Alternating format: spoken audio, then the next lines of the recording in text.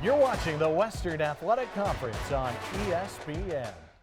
A Thursday night showcase to open the 2022 season brings us to Abilene, Texas. Two longtime rivals collide in week one. It's Lamar and Abilene Christian under the lights. And now welcome inside the broadcast booth, everybody. Zach Carlisle along with Joseph Chapa. Connor Mullins down on the field. Well, let's talk about this matchup. You got a Lamar team that came in with just 2 wins a year ago. Blaine Morgan, his 3rd year as the head coach. What are the expectations in Beaumont this year? Well, Coach Blaine Morgan is excited for a legitimate opportunity to develop this football program. And it's a young team with a young quarterback, young offensive line, but they are ready to compete, get ready to work, and put on an excited brand of football for their fans. Well, and on the other side of things, another crazy offseason for ACU. 5 wins a year ago. Out goes Adam Dorrell. In comes Keith Patterson from Texas Tech. A lot of optimism around ACU.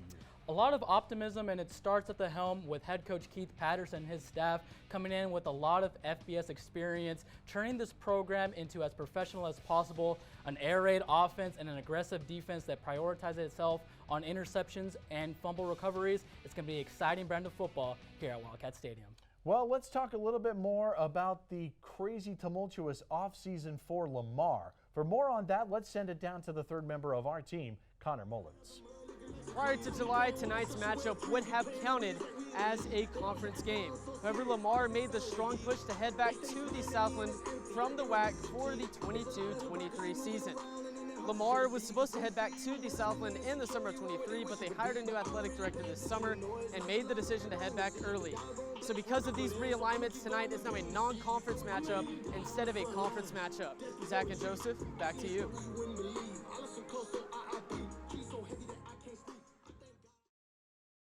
Thank you very much. Let's get this thing going. Boy, we've had weird weather this week, haven't we? I'm expecting some clouds and some rain and all of that tonight, but it's a hot, humid night here in Abilene, so looking forward to that. Abilene Christian won the toss. We're going to see this ACU offense right away. It's what fans have been waiting for a long time. Zach, is what fans have been waiting for since the end of football season. And get this, the fans are here because they got a challenge from the school president. But not only that, but they're here because finally you have a normal season. You don't have to worry about anything else. You get to see a brand new style of football, brand new coach, and an awesome stadium here in Abilene, Texas. Can't wait to get it started. Tyrese White is back deep for Abilene Christian. And kicking it off is Colby Sessoms, a freshman out of Texas, a young Lamar team. These two teams played twice a year ago, playing for the 3rd time in less than a calendar year. The season is upon us. Glad you're with us. Off we go from Abilene, Texas, and this game begins with a touchback, and the Abilene Christian offense now under the direction of this man, Maverick McIver, the new quarterback for ACU. Well, would you believe it that this is Maverick McIver's first college start? And that just really says that Coach Keith Patterson and his coaching staff really believe in McIver to lead this Wildcat offense that is entirely brand new. A quarterback-friendly system that is really exciting for fans to see in the air raid and the RPO game. Look for Maverick to have a great game. So Maverick McIver, the sophomore out of San Angelo, Texas, will guide Abilene Christian into this new era. Keith Patterson, the head coach, takes over. And ACU starts from the 25-yard line.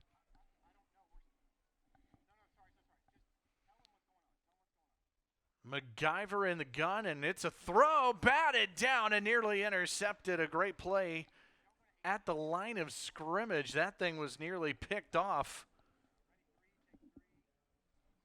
on the blitz.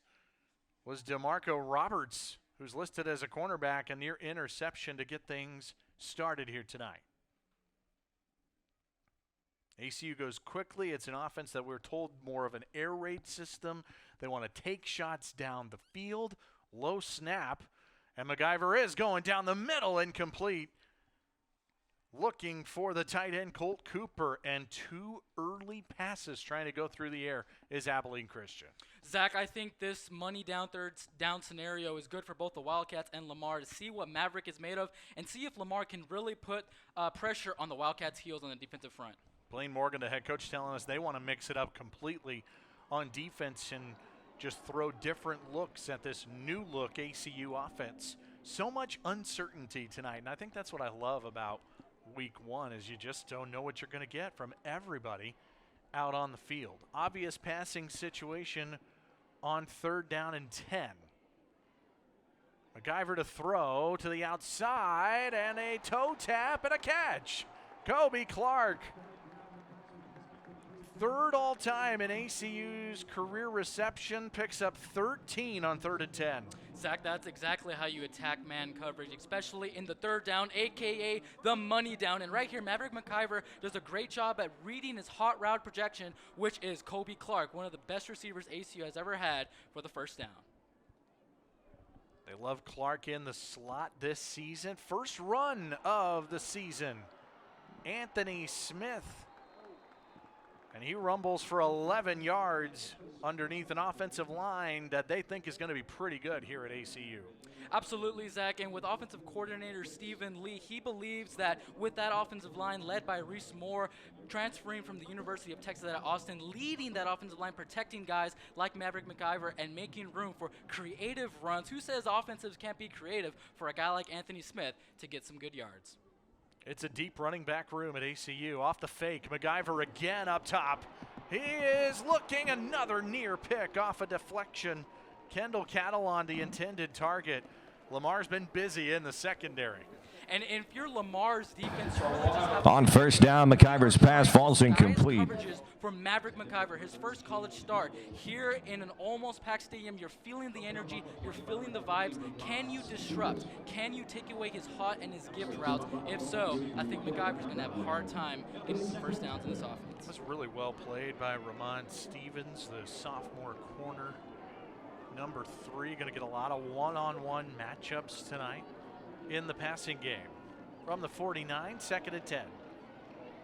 Opening drive for ACU. MacGyver creative with his legs. Able to dump it off, and a nice little one-handed catch from Anthony Smith to pick up about as much out of that as they could, 4 yards to bring up 3rd down and 6. Zach making something out of nothing. Notice how Lamar defense only rushed 3, knowing that, like you said, in the air raid offense, they like to take shots downfield, and they do it early. That's how you start the tempo. That's how you dictate the pace. And for Lamar right now, they're sending back 4 or 5 guys in coverage to make sure that they don't get another 3rd down completion. Opening drive of the ball game.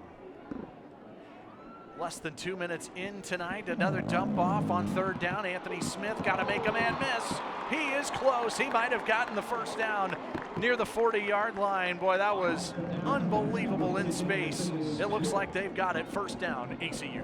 Anthony Smith right there does a great job. Nice juke move. Make a man miss. 3rd down, halfback slip screen. This Wildcat offense is really creative, something that fans of ACU had not seen in quite a while, and that's how you get these 3rd down completions here early in the 1st drive. 1st down at the 40 and plus territory in this good opening drive. Back to the ground, and Anthony Smith has been busy. 10 more near a 1st again. They like this kid, the transfer from Texas State. Well, he does exactly what offensive coordinator Stephen Lee likes to do. One, the offense is predicated around taking shots downfield, but the way to kind of support that is to have good power inside runs. And Anthony Smith, man, nice one cut back with speed and agility, and this is how he's doing well in this Wildcats offense. Pretty good opening drive here for Abilene Christian. 2nd and 1. They gave Smith 9 on the previous play. Hesitation and turning it upfield is the backup running back, Rovon Banks Jr., a youngster, a freshman out of Tulsa, Oklahoma, who has a ton of speed. Zach, during the press conference on Monday, Coach Keith Patterson spoke very highly of Rovon Banks Jr. And really this running back crew is one of the most deep groups in this offense. Running back by committee ×2, if you will. Going to have 3-4 backs that can get some nice carries here in this offense to make a difference in this ballgame. First down in the red zone at the 17-yard line. Back to Banks, and this time he is met in the backfield. That's DeMarco Roberts, who has been all over the place on this opening drive for Lamar. Barely a gain on the play, but this opening drive has been very impressive for Abilene Christian. Already 4 first downs, and they're coming up on their 11th play. Moving the chains, and that's exactly what ACU has done. You want to see if you can take shots downfield, build the confidence of your young quarterback in McIver, but also don't be afraid to move the chains, play the field position the right way, and get some easy first downs. Motion before the snap, 2nd down and 10. McIver pressured from behind. He fumbled the ball. It's picked up by the left tackle, Reese Moore, who's going to take it to the 11-yard line. What in the world? It's backyard football out there, and the injured man is Adrian Owens, the linebacker, who made the hit. This, oh my. Even though Reese Moore is a left tackle, he's one of the veteran leaders and one of the star players on this Wildcats team. And even though your job is to block Maverick McIver, hey, if you see something on the play, you go for it.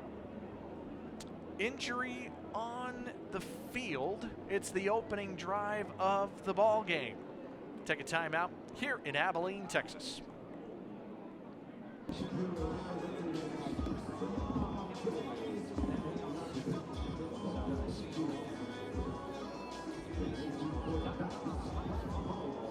Go.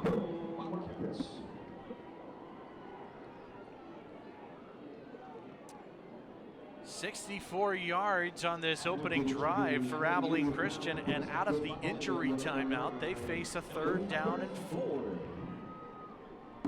And out of the gun, Anthony Smith again! What a drive for the Texas State transfer, touchdown!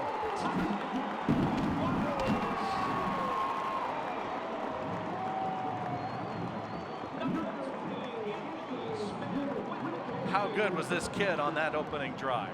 Good? I think great, Zach. Anthony Smith, his debut for the Wildcats, does a great job at just, hey, if you give Anthony Smith space, he's going to make you regret it. Just a nice agility, one-cut, fast back that really gave the Wildcat offense not only their first touchdown of the game, but confidence to move the chains down the field.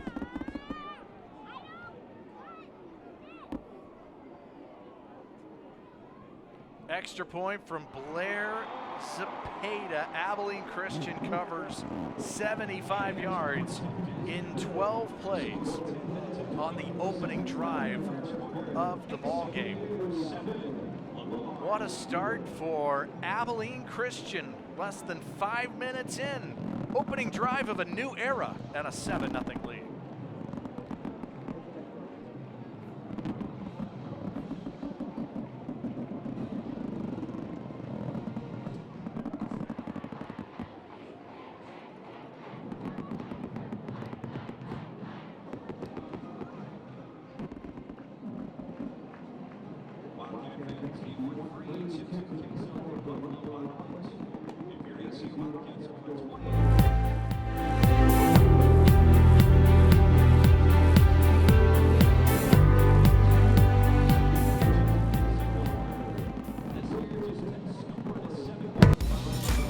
Ever since I was a little girl, I wanted to help others.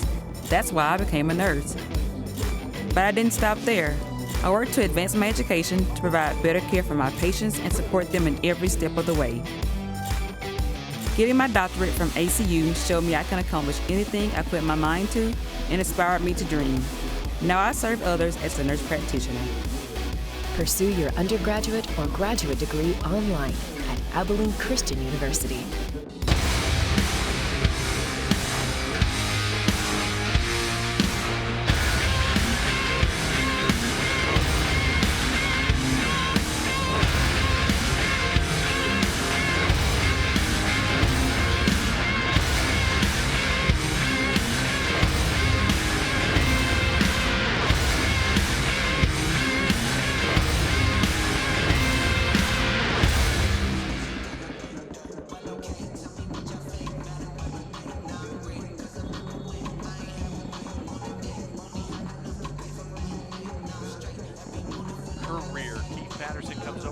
Texas Tech.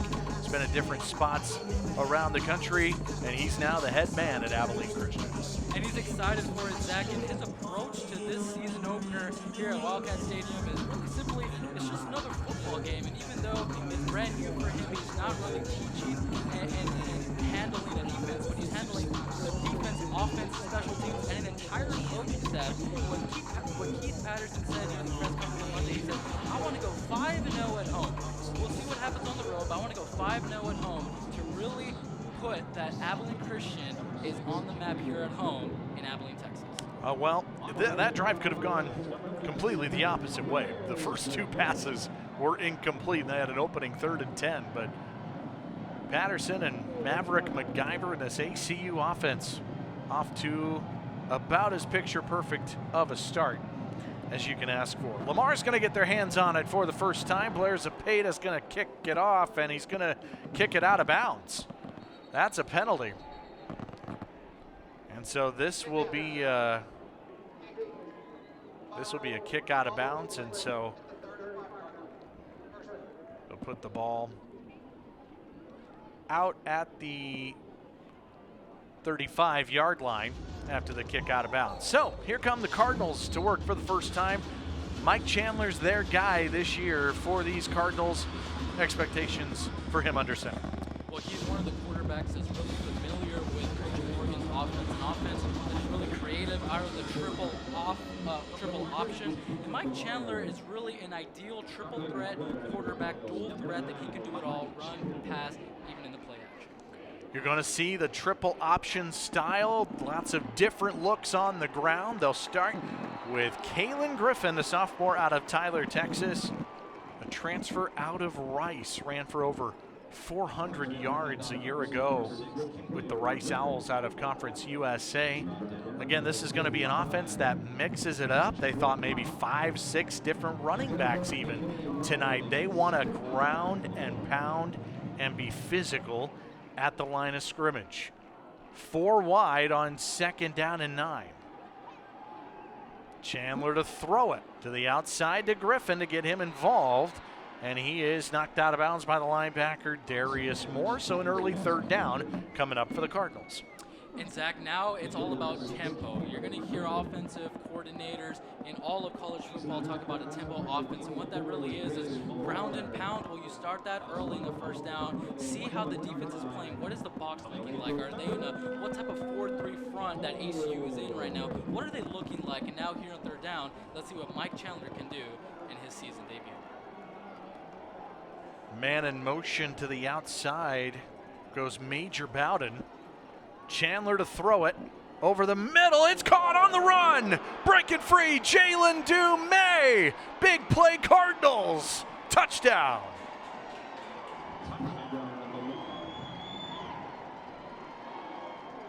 Well, the offenses are off to a good start. That's the converted quarterback, Jalen Dumais, making a house call. And it's not hard for Jalen Dumais to switch over to being that ex-wide receiver, former quarterback. He knows what quarterbacks and Mike Chandler want to look for. Runs a nice, crisp route off the slant in the middle, just a breakdown in the ACU defense. And if you're Coach Keith Patterson, you want to have this one back. You don't want it to be an offensive firepower shootout. You want to establish physicality and the defense early on. Extra point is good to cap off just a 3-play drive. A 59-yard touchdown to Jalen Dumais. Both teams have had it, both teams with touchdowns.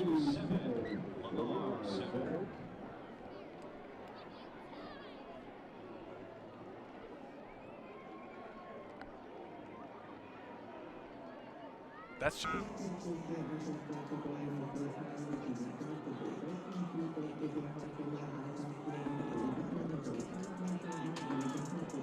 Abilene Christian went 75 yards of their opening drive. Lamar answered with 65 yards of their own to tie this thing up at 7. Did somebody say shootout tonight? Well, I think someone did, Zach. In the first Thursday night football game here under the lights in ACU ACU history is really exciting for the fans, especially for the freshmen that are entirely new to the program. With all the newness going on in ACU football and also in Lamar, now they have a legitimate season to play a real football season, develop the program. An exciting outcome here in just 6 minutes of football. From the goal line, Banks going to take it out, and they want to get this guy the ball anytime they can. And there is a flag down on the run back as he takes it out to the 24-yard line with Antorius Hambrick making the tackle. And for the first time, we're going to hear from referee Matt Jones.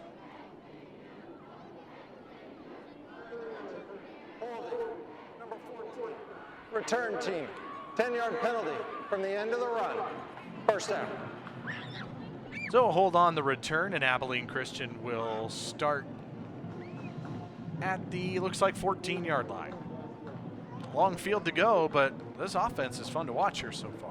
Fun to watch, and they know how to move downfield and move the chains. And right now, from Maverick McIver, you have to be confident. 3 for 3 in third down scenarios for your first college debut here in Wildcat Stadium. That's pretty good so far. And you got an Anthony Smith running back who's elusive and can take pressure off you as a quarterback. Again, this is the first meaningful snaps for McIver since he was injured in 2018 in week 2 of his high school senior season.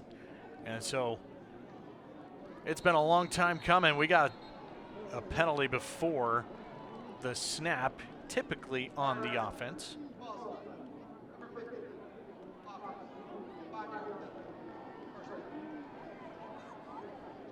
So a hold on the return and now a false start. And ACU starts inside the 10. Little happy feet for the Wildcats here, and Keith Patterson preaches a lot about field positioning. And even though you got an offense that can move down the field and you're confident in making shot plays down the grass, you have to believe that it's all about field position here against a team like Lamar. So 1st and 15, and off the fake, McIver knocked away. Looking for Catalan on the outside. So let's take a peek at the starters here for ACU offensively. You got the skill position players allowed to go lightly. Clark and Catalan on the outside. Smith was busy as a running back on the opening drive, and an offensive line that's makeshifted some pieces. You got Securi and Thielen in the middle. 2 starters back from a year ago, including Reese Moore and Jacob Thielen. So 2nd down and long, and you get a little behind script on situations like that, but ACU's not going to be afraid to just throw this thing down the field. And for Stephen Lee, you have to think to yourself, do you want to be aggressive and go downfield and flaunt your air raid system, or do you want to play conservative, feed it to a guy like Anthony Smith, and see how far you can get? 2nd down, 15 to the outside he goes. Just trying to swing past it to the edge. Not much doing there. Tyler Jackson in on the stop. Trying to get it to Kobe Clark in space. 2nd catch for Clark, but now 3rd and 15 for ACU as they're backed up at the 9-yard line. 3 for 3 on 3rd downs for the Wildcat, but now 3rd and 15, you're going 5 wide in a 3-by-1 set with your running back Anthony Smith in. Let's see what they can do. Let's see how far they can get and take a shot downfield. 4-man rush. They're going to hand it to Smith. He will get not much back across the 10-yard line. And he is tackled by Jamin Jackson, the sophomore defensive end out of Lindale, Texas. So a penalty-filled 3 and out for ACU on drive number 2. And here comes the punt team.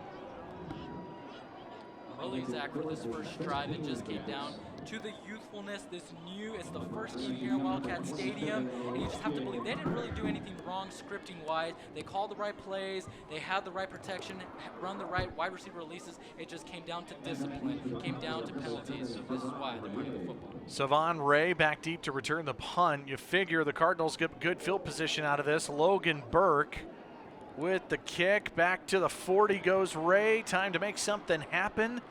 And he is across the 45-yard line. So the Cardinals, after just 3 plays, it's all they needed on their opening drive. Back out for some more work.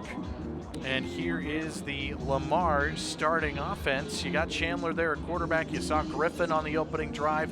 Dumais, the quarterback who is now the receiver, took it home for the touchdown. And every starter back on the offensive line for these Cardinals, including DeSherry and King on the left side. Good field position, 47-yard line for Chandler and company. Hand it off. Not much doing for Griffin that time. ACU's defensive line making a play. Tyron Bradley in there. Jordan Pop, too, for Abilene Christian. You have to believe that the spirits are high in the Lamar Cardinals huddle. Starting off near the logo, and you have no reason to be so aggressive, tied at 7 early in the first quarter. Let's see what you can do. See how the running game's going. How's the inside zone looking? How's that slide protection on the outside and those buck sweeps looking? Look for Lamar to really test a lot of things that they've been working on during their fall camp. A little bit less triple option so far and more traditional zone read type of runs. Chandler in trouble. He's able to get it to the outside and complete it to Major Bowden, the freshman out of Waco. Get something out of that to set up a manageable 3rd and 5.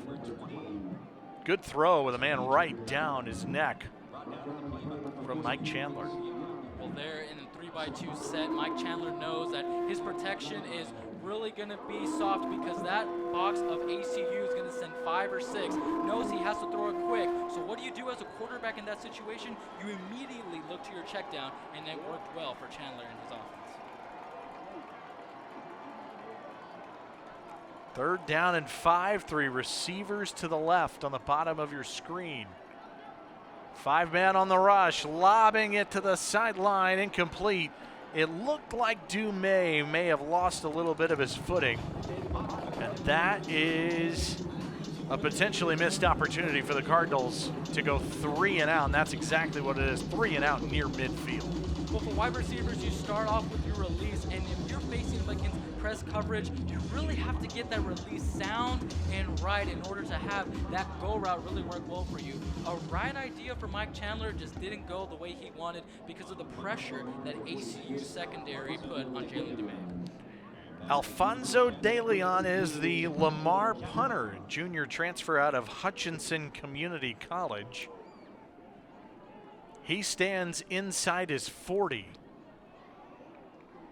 Fair catch called and had at the 12-yard line by Kendall Catalan.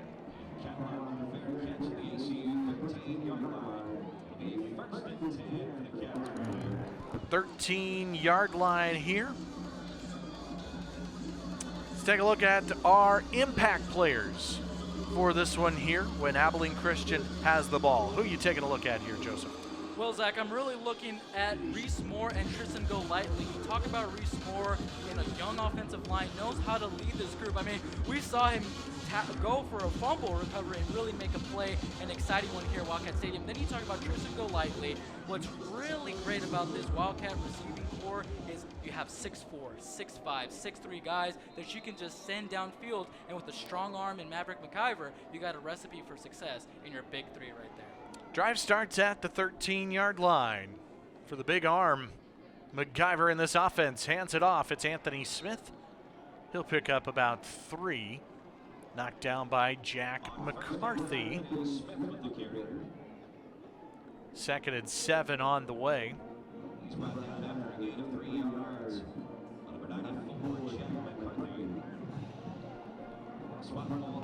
And so it sets up a typical passing down, but I just love watching this offense operate. They don't rush.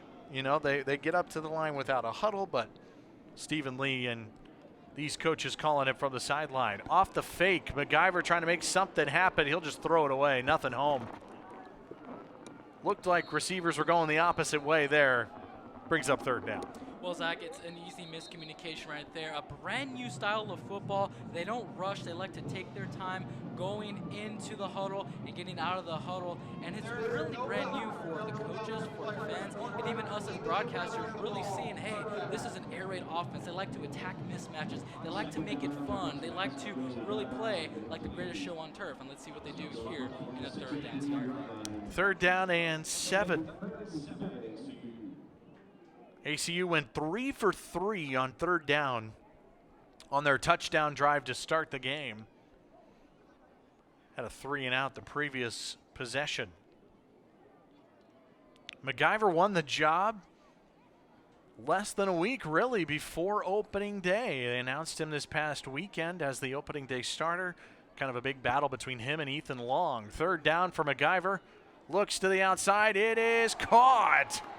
What a reach and a grab for Kobe Clark. He's been busy here in this first quarter. He's been very busy. His 3rd reception off of a 2x2 set. Look, Kobe Clark, Keith Patterson said in the press conference and really throughout all fall camp, even though Kobe Clark is one of the best receivers that has ever put on a uniform for the Wildcats, he has to earn it. He's not heading into the season with handouts. He has to earn it. And right here, Kobe Clark is showing that he is well deserving of leading this Wildcats offense down the field and having a successful season. Brings it to the 30-yard line for 1st down. A little bit of a gap here.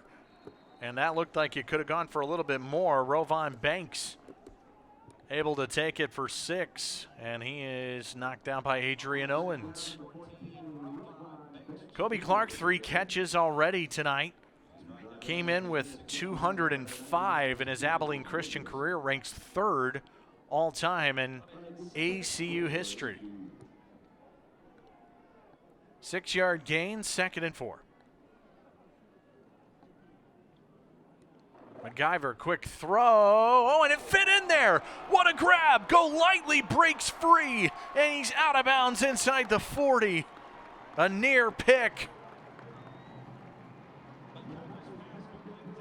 Turns into a 28-yard gain. Quick decisions right here. Maverick MacIver reads the safety coming off of the left side on the blind side, and Tristan Golightly, man. Hey, you got to be ready to make plays. You may not catch it. It's called a tip drill, and you do it all the way starting in summer camp and into fall camp, and this is what you do to make a play for your Wildcats and keep the drive alive. That very easily could have been an interception. I don't know how it got into Tristan Golightly, the transfer out of Kansas. But it sets up 1st down at the 37. MacIver, boy, he's been running around quite a bit. To the outside he goes. He'll tuck and run. Ooh, a little toe tap down the sideline to pick up 5 or 6. This kid's got a lot of talent there behind center, doesn't he? He's got a lot of talent, Zach, and you know what? What's so interesting, Keith Patterson and his staff gave him an NFL comparison. They compared him to Green Bay Packers Hall of Famer Brett Favre, and why they did that was because of his strong arm, but also his instincts to make something out of nothing, knowing that the Lamar Cardinals are going to rush. Nice block right there from the wide receiver. Maverick MacIver just does a great job at attacking space. If you read those rushers coming in on your left side and your right side, you got to get out of that pocket, and MacIver did a great job at that. 2nd and 4. Low snap, MacIver quick throw, plenty of room to operate for Blaine Taylor, the sophomore out of Saginaw, Texas, and a transfer out of Cisco College. A 1st-year Wildcat, one of many first-year players. 42 new players brought in by Keith Patterson and his new staff for Abilene Christian. That accounts for 44% of the roster. 1st down at the 25. ACU again on a methodical drive as they were to open the game. Back to Banks on the ground. Wrestled down by Jalen Freeman, sophomore linebacker number 40. And ACU is clearly showing that they really want to stick and run the football when they can. They really do, and you talk about this excitement in the air raid and attacking mismatches and going downfield, but none of that matters if you can't control the line of scrimmage, and you start by doing that by ground and pound. Anthony Smith, Rovon Banks Jr., and you got some great guys out in the bench as well. This Wildcats offense is really balanced and doing a great job. Off the fake on 2nd down, all by himself was Golightly, and he was underthrown near the 10. Looked like that had a chance at a touchdown. It brings up 3rd down and long. As a quarterback and as a wide receiver, and when you're on the coaching staff on the sidelines, you think to yourself, what if one of those defensive breakdowns for Lamar may not happen again? Maverick McIver does a great job at just telegraphing right there, knowing that Blaine Taylor's open, but what if that was a completion? Could he have gone to the house? The world may never know. All the way on the far right hash here on 3rd and 10. Golightly split way out to the left near the numbers. McIver going the opposite way to the end zone, incomplete for Taylor.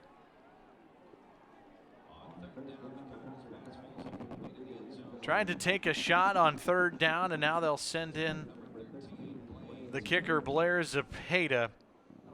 Dwight Davis in coverage, and so Abilene Christian will settle for a field goal try.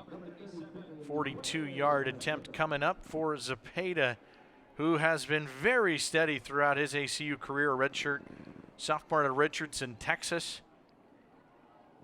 31 out of 44 in his career. It's from 42 yards. And the kick is no good. Pushed it wide to the right. Little bend but don't break there. Lamar gets a stop. And for Lamar, you're starting off early well. And isn't that what you wanted to happen here against an ACU that probably is the favorite hint to this game? You stop the run early, and then you really go into your offense. In the 3rd play of your first drive, you put up 7, and this ACU defense really has to make up for the lack of production the offense has been given. How about the impact players when Lamar's on offense? Who are you taking a look at tonight?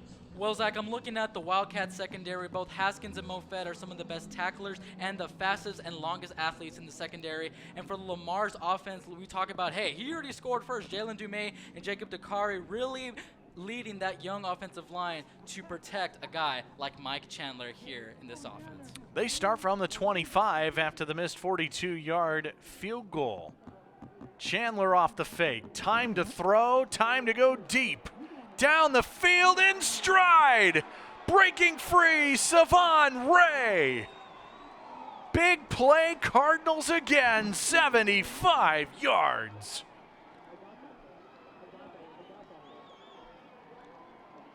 Mike Chandler with a bomb, and Ray comes out the other end for 6. They score on their 3rd play on the first drive, and now they score on the first play in this recent drive. You notice that ACU likes to run cover 1 blitz packages, and boy, do you make them pay man-to-man. And Siobhan Ray says, oh yeah, you want to leave me open? You want to leave me one-on-one? Makes them pay 13-7 Cardinals.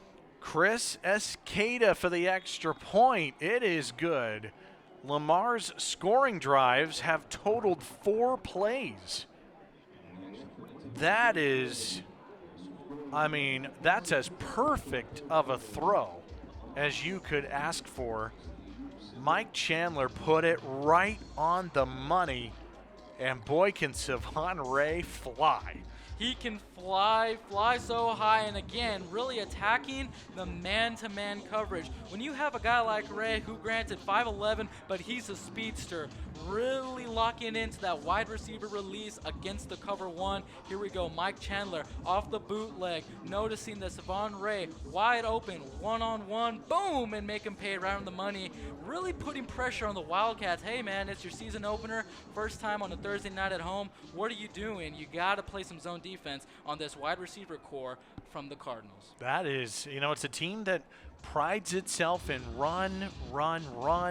They love to mix it up. They love to kind of be a unicorn, is what Blaine Morgan called it when we talked to him earlier this week.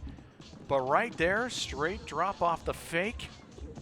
And that's just deep ball and a perfection in the passing game for the Cardinals. So Lamar has 144 yards through the air with just 4 completions. Mike Chandler's got a rating of 453 right now. That is quite the start for these Cardinals in what's been a very eventful first quarter. 2 big touchdowns. ACU's gone on 2 long drives, a missed field goal. We've seen it all here in this first 14 minutes.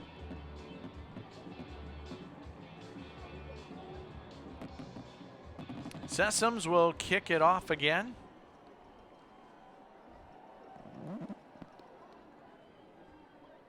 Out the back of the end zone it goes.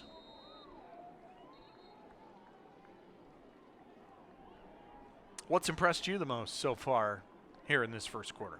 Zach, I think what's impressed me the most is Lamar's ability to maintain the lead and stay high.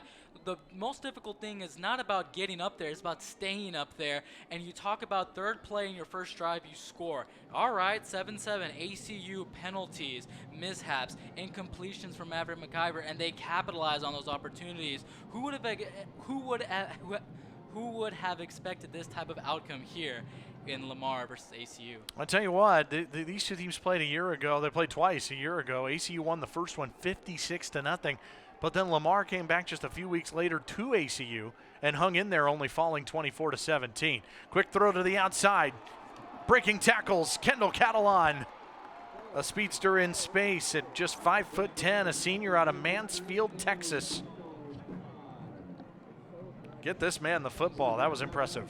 Give this man the football, and when you do, it's a yak 'em. And what that is, it's yards after the catch. What's great about this wide receiver core from the Wildcats is they don't just catch the ball and just stop with that possession catch, but they like to run after the completion, and they make plays in strides in the running game when they catch it or when they get handed off. Half a minute to go in the first. On the ground, Anthony Smith, that's a couple of times he's rolled over defenders to get more yards. He did that on his touchdown run on the opening drive of the game as well. 4 yards. We approach the final 15 ticks of the first period.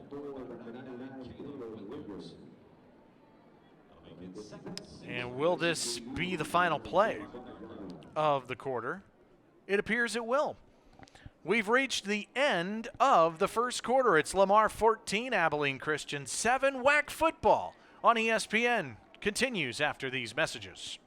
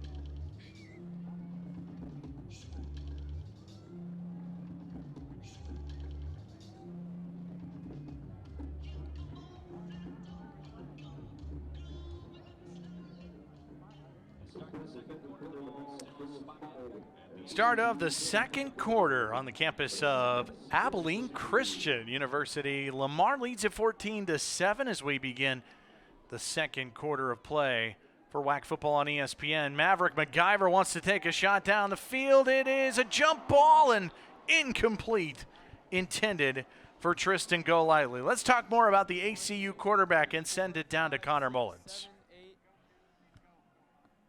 Wildcat sophomore Texas Tech transfer quarterback Maverick McIver has not seen the field since September 7th, 2018 in a 49-3 win for San Angelo Central Bobcats in high school. McIver tore his ACL in that game, costing him his senior season. And that fall at Tech, he suffered another leg injury in the preseason that took him out of all but 3 games. He then served as the backup before coming to ACU this spring. He said this transition's been seamless and that the guys are starting to gel together. And let's see what Top Gun has to offer tonight, guys. Back to you. Connor, thank you very much. An incomplete pass there from McIver as he lost his helmet on third down. Boy, and there's been some real close ones to not being able to.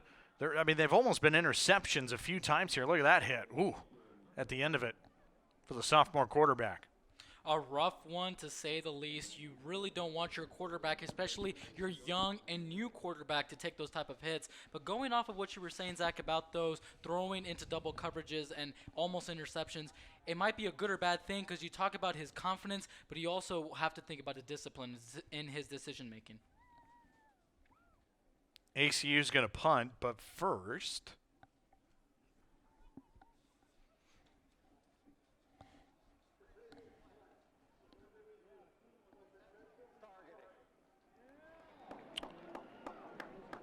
they're going to check out this one to see if there's targeting. A vicious hit on Maverick MacGyver. We're going to take a look at it and see if this does. This will be under official review to see if this does constitute as targeting.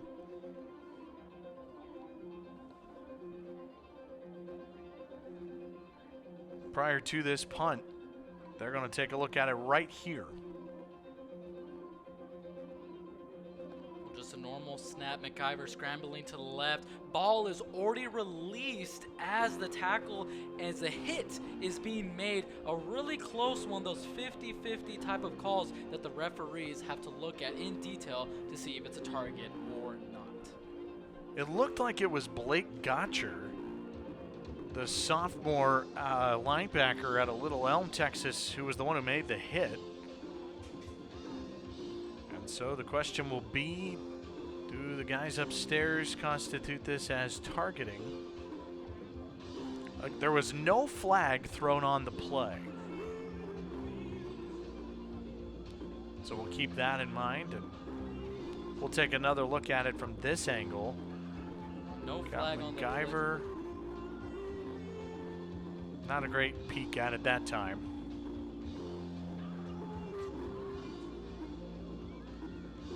We'll see. I don't know. I think you're right. I think it could go either way. It didn't look, I mean, I think the helmet coming off makes it look worse than it is. It didn't look crazy malicious in my opinion, but I'm not quite sure what the ruling will be on that one. Yeah, it's hard to assume those malicious and those kind of hard hits against the quarterback, even after the ball is already released. We see right here in the shotgun, gets the snap, scrambles out left, keeps looking for his receiver.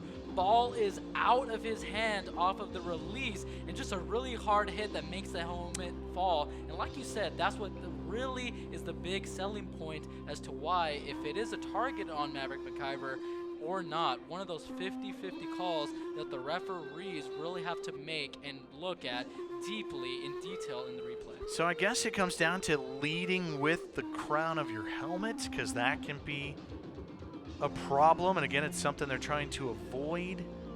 It definitely led with the helmet, so that is a part of the play as well. That's all a part of the equation. Again, the helmet flying off, I think, makes you think, okay, let's take a look at that hit again. And so we shall see. This is quite the lengthy review, though, to try to constitute if that is targeting or not. Blake Gotcher, again, is the man who made the hit on ACU's starting quarterback. So Matt Jones is upstairs talking to the official replay at Wildcat Stadium to determine if it is targeting or not. Crazy way to start the second quarter. It's a first quarter that was super fast-paced, exciting, both teams thriving in their offense, moving the chains, having some exciting first downs and even third down conversions. And now, just to kick off the second quarter, a hard decision to make if you're Matt Jones and this referee crew. If you want to make it, what's going to happen? Number 52, led with the crowd of his helmet. That's a personal foul. Number 52 is disqualified from the remainder of the game. It's a 15-yard penalty from the previous spot, and then automatic first down. Because the penalty caused number one's helmet to come off, he may stay in the game. And that's a part of the equation too. So once you figure out it's called targeting, you have to go back and make sure the penalty is assessed to put the ball at the right spot. You have to make sure the clock is situated. And so Blake Gotcher is disqualified for targeting after this hit. Well, like you said, Zach, Blake Gotcha, the will linebacker for the Cardinals. You really look at the crown of the helmet, and it's really hard for a pass rusher like Blake Gotcher, even though he's a linebacker, it's hard for defensive linemen and pass rushers to really pursue the quarterback because you want to not target helmet to helmet. It's super hard, but it's something you have to practice. Again, so it's not the fact that it was an overly malicious hit per se. It was leading with the crown of your helmet. You are trying to prevent those types of injuries and contact between players on the field. And so it is targeting for Gotcher. He is disqualified, and Abilene Christian gets a first down at the Lamar 40. The drive continues here early in the second quarter as ACU's got it down 7. MacGyver, he's got to improvise, and he's going to go down. A sack for Lamar, and Jamin Jackson gets the first one of the game. Zach, a quarterback is only as good as his offensive line, and right here Lamar does a great job at disguising the pass rush from the quarterback's blind side. And what the blind side is in an offense is your left tackle, your left guard. You have to make sure that that side is protected, especially when you want to be an explosive offense like ACU is in the air raid system, taking shots down the field. Dwight Davis, give him credit for coming in and forcing MacGyver up into the pocket, where he was then erased. On second down, more pressure. MacGyver on the move, pass complete, and it's close to the marker right at the 30-yard line. It should be a first down. It's Kendall Catalan. Little improvisation there for MacGyver. Well, back-to-back plays where MacGyver really has to be like he's an actor, improvising in the pocket, got to scramble out, make something out of nothing. Where are your checkdowns? Where are your hot reads? Because when you get out of the pocket, you're scrambling. You got to make sure that that back foot's set, making sure you're making the right read in this offense. Been a lot of early pressure on MacGyver here on this drive that he's had to escape from. Banks has nowhere to go. Another helmet goes awry, and that one gets away from Jalen Freeman, so he's got to take a play off. If you lose your helmet, you have to leave for a play in college football. No gain that time, second down and 10. It's about the physicality right here for both teams. Wildcat Stadium, ACU versus Lamar, a vast history between the two teams, and now you're getting to the nuts and bolts of this physicality and the rivalry going on between these two programs. Not conference foes anymore. They used to be. MacGyver taking a shot to the end zone. What a throw and catch. Touchdown. Kendall Catalan dropped it right into his hands. It was only a matter of time for ACU to get their playmakers in stride. All off-season long, they were preaching and talking about, hey, we want to run an air raid, a spread-like offense, fundamentally sound system that puts our playmakers in the right position to make plays. Sounds simple enough, but when you attack those one-on-one coverages out in the perimeter, Maverick MacGyver does a great job at delivering the ball well for Kendall Catalan to make the play. Blair Cepeda for the extra point.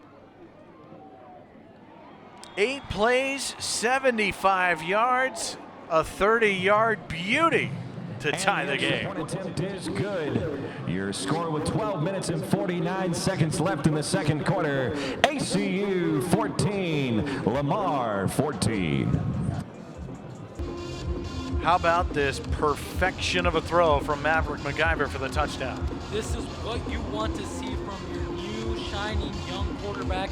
Maverick MacGyver recognizing the one-on-one matchup out on the perimeter for Kendall Catalan and knowing that, hey, he's running, sprinting towards the end zone. You can't throw it too hard and too deep because I know it'll be out of bounds, but you have to do a nice touch pass right on the money for, if so, tiptoe catch. And now 14-14 Wildcats Cardinals. Yeah, back and forth we go. ACU led 7-0, 14 unanswered for Lamar.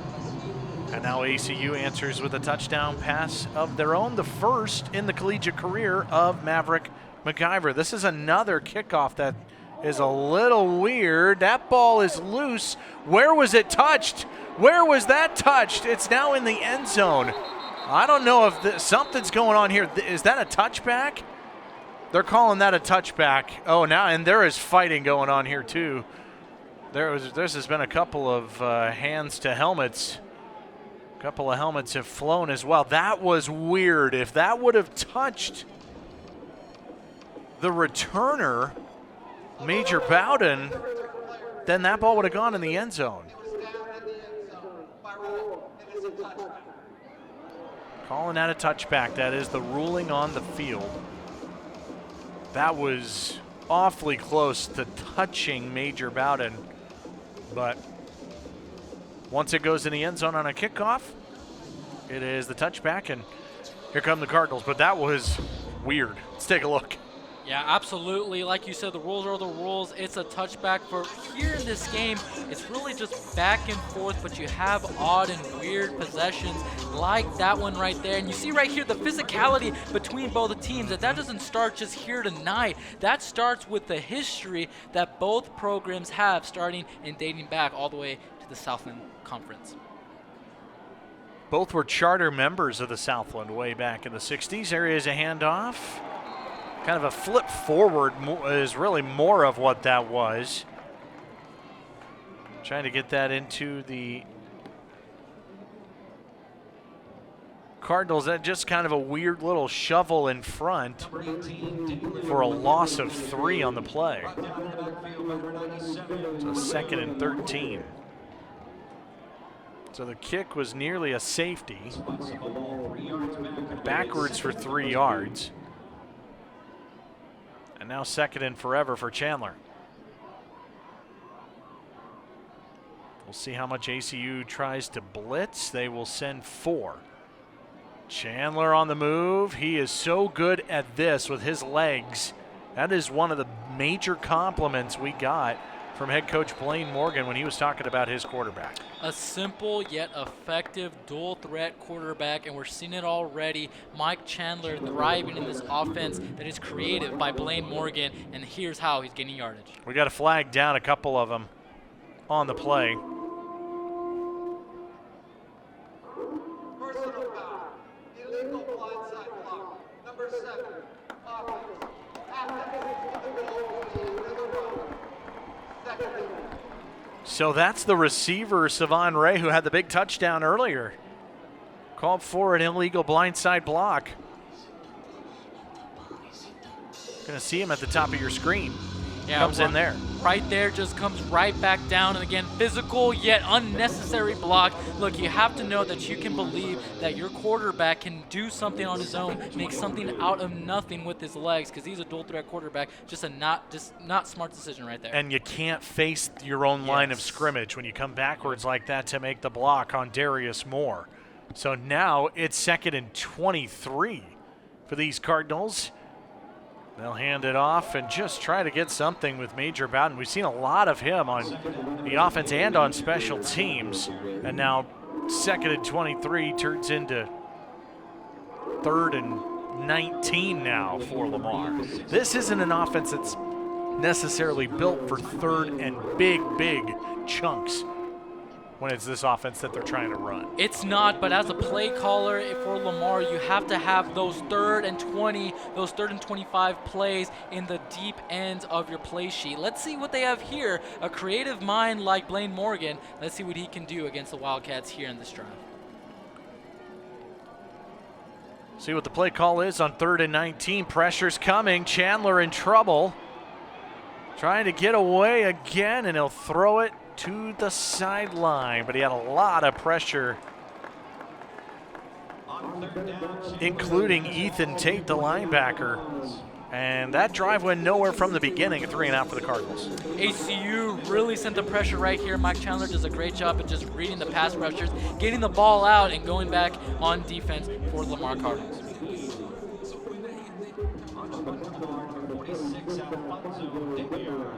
So the punt comes from Alfonso De Leon. Brand new special teams for Lamar this year was a point of emphasis actually in the offseason.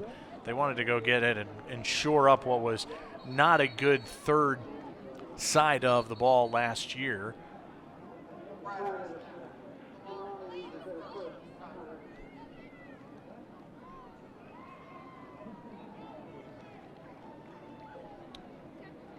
Timeout on the field. we are tied up at 14. And it's a timeout on the field. The Lamar special teams. They're going to punt when we come back.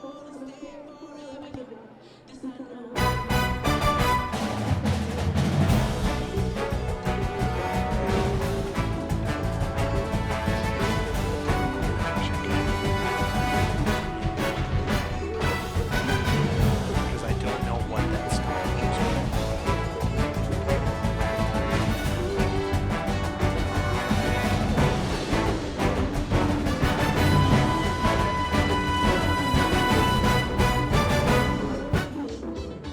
4th and 19, so they're going to punt with Alfonso De Leon. Flag on the kick.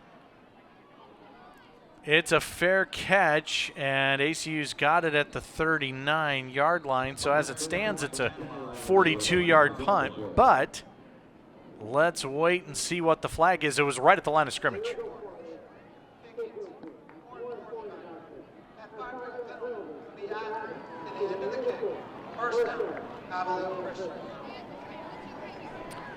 They'll add 5 yards on the other side of it. ACU's got the ball in a 14-14 game.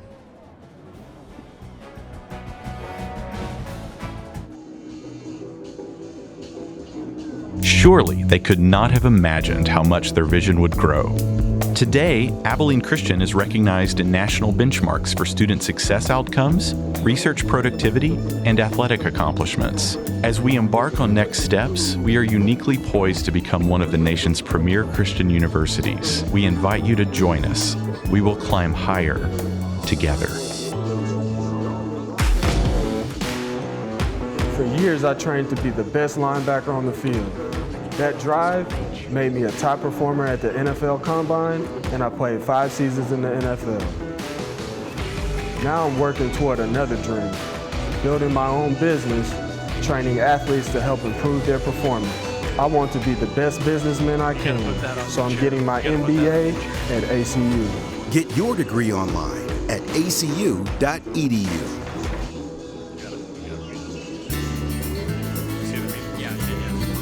WAC, we value sportsmanship. You don't want to field and in the stands. We take pride in playing fair and being honest. We honor the game by showing respect for our opponents and the officials, the fans, and our team. Great sportsmanship is about taking ownership after a loss and being humble after the win. We want you to team up with us by staying positive on the sideline. Because great sportsmanship is what unites us. We are the Western Athletic Conference. You're watching the Western Athletic Conference on ESPN. A Thursday night showcase to open the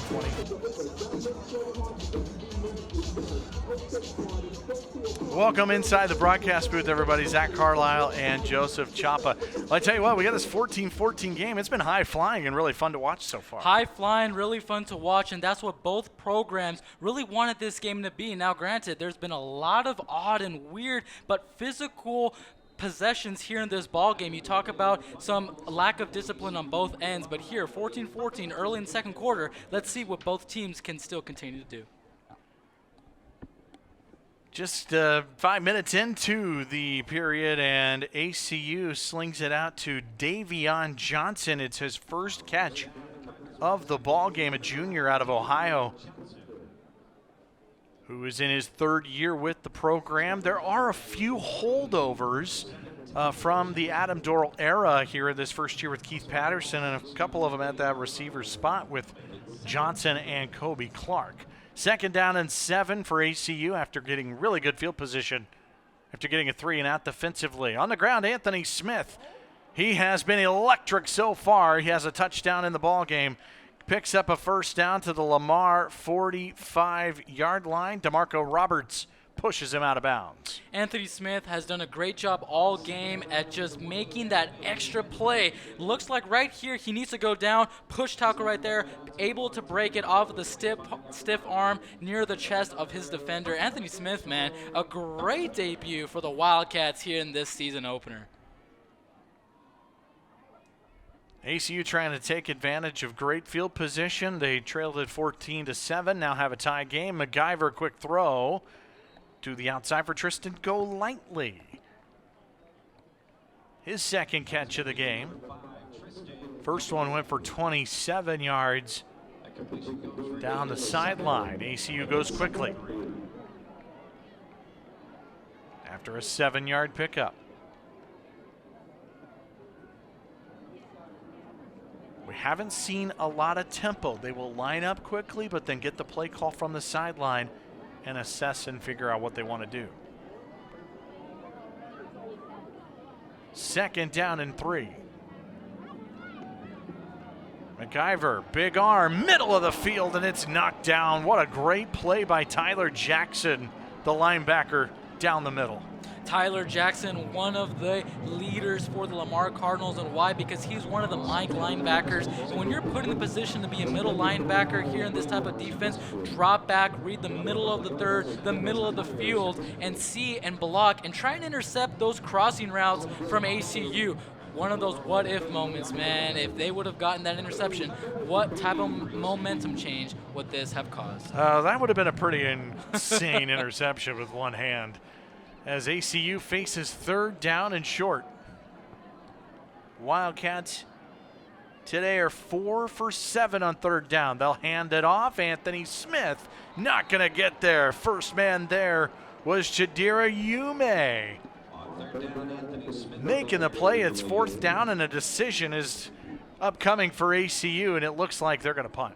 And for Lamar, you had a what-if type of moment right there with an almost interception by Mike linebacker Tyler Jackson. But again, you had to keep the momentum rolling. You see that you can capitalize on the mistakes of the Wildcats. Granted, a young offensive line and quarterback for the Wildcats, but they did so, stacking the box, stopping the run for no yardage here, and now forcing a 4th and 3. So Ume was the first one there to make that stop on the run play, and now the punt comes from Burke.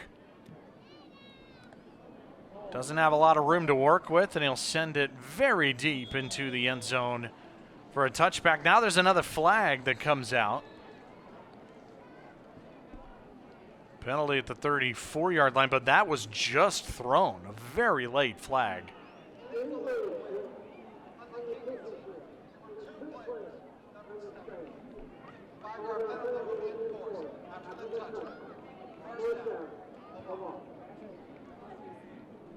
Cardinals get it back. We are about the halfway point of the second quarter. Tied up.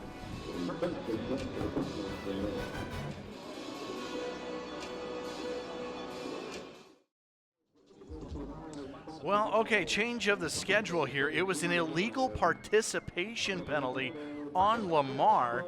5 yards enforced, and Abilene Christian gets to keep possession, and it's their ball, first down. So another free first down for ACU via the penalty. They go to the ground with Rovon Banks and pick up a couple of yards. So, I mean, that's a huge mistake. Now ACU's got it at the 30-yard line of the Cardinals. Well, Zach, can this game get even weirder? I mean, we're talking about two teams that have been explosive offensively, and now you have to be able to capitalize on the other team's mistakes. And granted, some of those mistakes are on the field, some of those are just on the sidelines, those substitution patterns. But here for Maverick McIver, let's see if he can capitalize here early in the second quarter. Second down and 8 for these Wildcats. On the ground to Banks again. Good pickup through the middle. Taken down by Vincent Rockwell, and it'll bring up third down and short. And again, attention to detail in the ground game for ACU, right behind a stud of a center, Femi Sakiri. Handoff here, and Banks will not get there. In fact, he's going to lose 2. Combination of Rockwell and McCarthy. Owens as well. Fourth down. Well, Rockwell and McCarthy for the Lamar Cardinals have done a great job these past 2 drives at stacking the box and really utilizing their 3-4 odd front to stop the inside and really running back dives of the Wildcats. Blair Zepeda will get another shot. He missed from 42 yards earlier. This one, 2 yards deeper, a 44-yard try.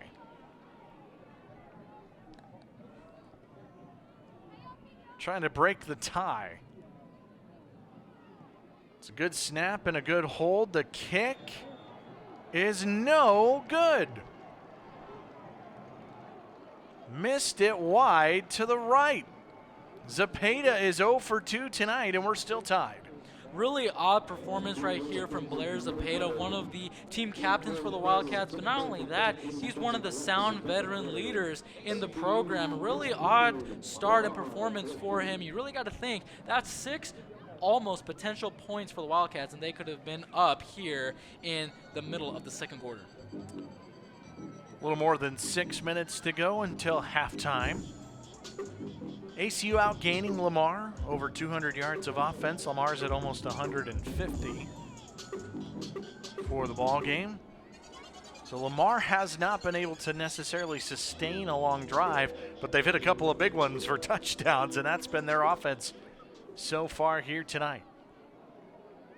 Start at the 27-yard line, Mike Chandler and company. Ray in motion, they give it to the up man. And that is Demaje Harris, a freshman out of Killeen, Texas. We were told to see 5, 6 potential running backs. And right now, the man on this drive is Harris.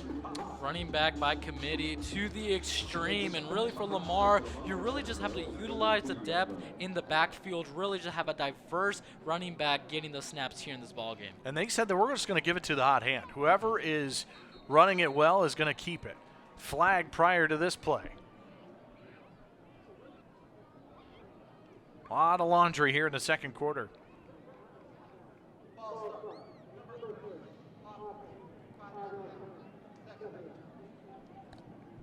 Boy, Lamar has already been tagged for their 5th penalty tonight.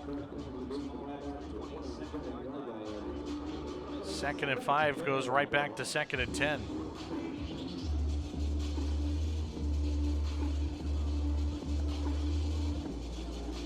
It just changes your play call. You feel like you're in a rhythm and you can make something happen. And now 5 wide for these Cardinals, including Major Bowden out wide left. Chandler looking left, bounced in, incomplete. Looking for Ray.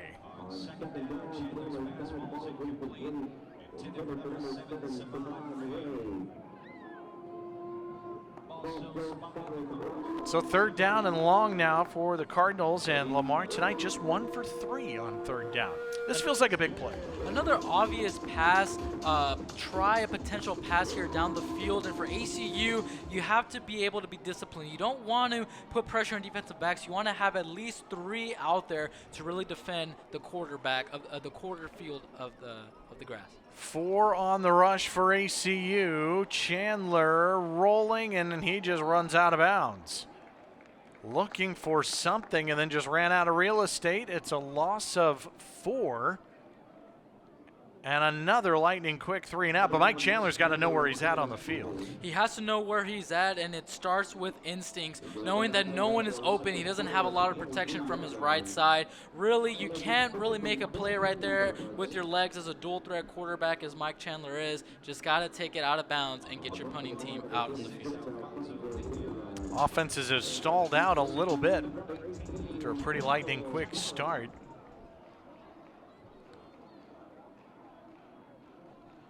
Punt comes once again from De Leon. Fair catch again into the arms of Catalan. 38-yard punt, nothing on the return. And now we're getting into the final 4.5 minutes here of the second quarter.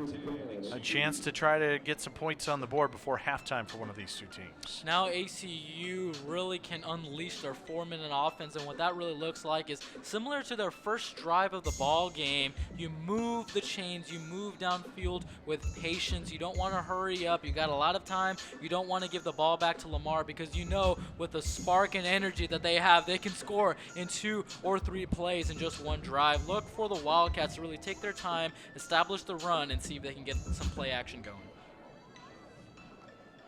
Maverick MacGyver, 12 for 22, completing just 55% of his passes so far. Drive starts at the 38 for Abilene Christian. MacGyver, middle, too high. Looking for Jed Castles, one of his tight ends. Castles, a transfer from Texas Tech, the redshirt freshman. Man down for Lamar. Just missed it. Even though Jed Castles is 6'6", you don't want to throw it too high for one of your vertical tight ends. That is DeMarco Roberts down on the field for the Cardinals.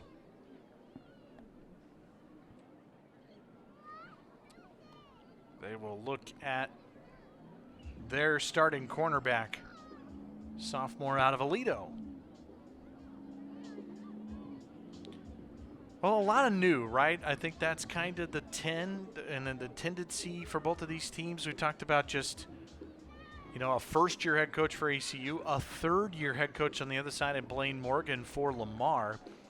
And it's just been so much turnover trying to build these programs. We mentioned 44% of the ACU roster is new. And meanwhile, of the 109 on the Lamar roster, there's only 12 that are upperclassmen. It's a very young team that Blaine Morgan is trying to figure out and assemble down there in Beaumont. Well, Zach, all the newness and the freshness between both programs have really been on display here. You talk about the flags, the penalties, but also this style of football for both teams weren't really released these past couple of seasons. They were more ground and pound heavy, slow starts, but here it's explosive and ready to go. After the injury to Roberts, McIver is going to throw a screen to the outside to Catalan, and he is taken down immediately by Ramon Stevens. Good play in space, because we've seen Catalan can be hard to bring down out there one-on-one. Well, the defensive adjustment for Lamar says, okay, they are going to get some completions, but we don't want yards after catch. And Ramon Stevens just did a great job right there, forcing third down. He's saying, hey, you want to throw the screen game? Well, I'm going to stop it right there, covering the flats. Did a great job right there and forcing a 3rd and 7 for the Wildcats. Lamar looking for a stop to get it back one more time. ACU needs to get to the 48-yard line. McIver time to throw, runs out. He's got Catalan, first down.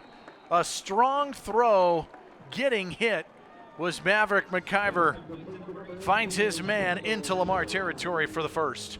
Well, right here, it's all about getting your playmakers in space. And Maverick McIver, this is really a concept of the shallow cross. And what that is Catalan does a great job at just running the drag route quick, really staying with the quarterback. 3:48 to go, and another injured Cardinal down on the field.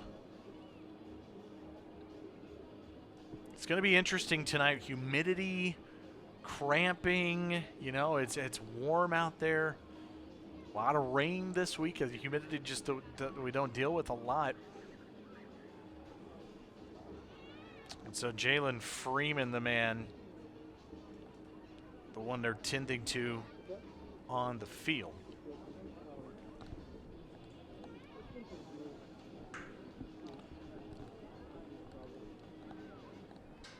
So 14-14 game. 3:48 to go. How about this gang behind the scenes running the show here tonight? Hutton Harris, Tom Searle, and the student-run ACUTV crew. So we have just under 4 minutes to go until the break on this opening Thursday night in week number 1. Some of the teams played in week 0 last week.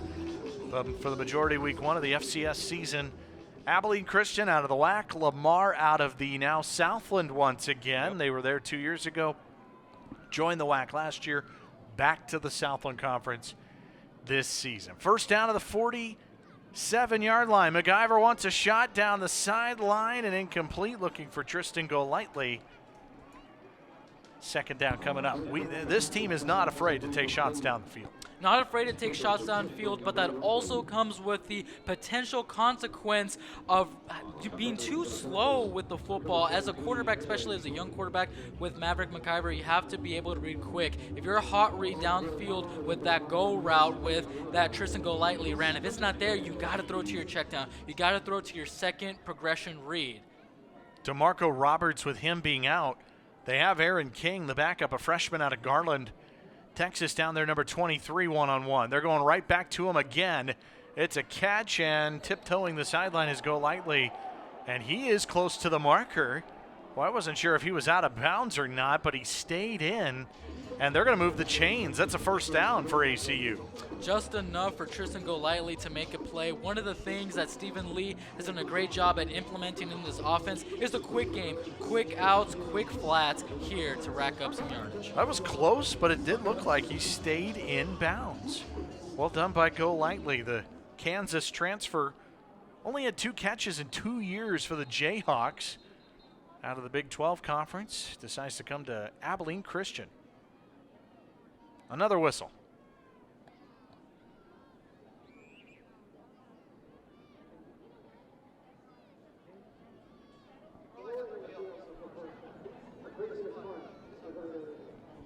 The verdict is they're going to take a look at it. I wasn't sure right away with Golightly if he was in bounds or not. We'll see if he was or not. So another review coming from upstairs.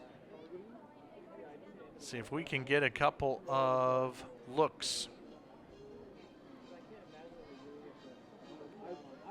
2:55 to go, and we'll see if we have a look at this catch from Golightly. Right here, you want to utilize the sidelines. And Tristan Golightly, nice completion, but that's really tough, Zach. You really got to go to the replay and get down into the details and see what you decide right here. Yeah, it's just if he was out of bounds or not before they gave him the full 10 yards and the first down. So we'll try to get another look at it.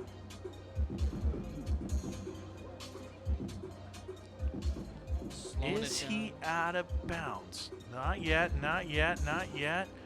I think it's the right call. It looked like he was in bounds the whole time. Well, that angle right there, you can't argue with the evidence. Am I right, Zach? That angle really sells it right there for the referees. Tristan Golightly is a really good playmaker, new, tall, vertical playmaker for the Wildcats. But again, just one of those discipline factors here in the offense. I really wasn't sure if he was even in bounds when he caught the ball, but not only was he, it looked like he was in bounds the whole time. And it looks like we have a decision.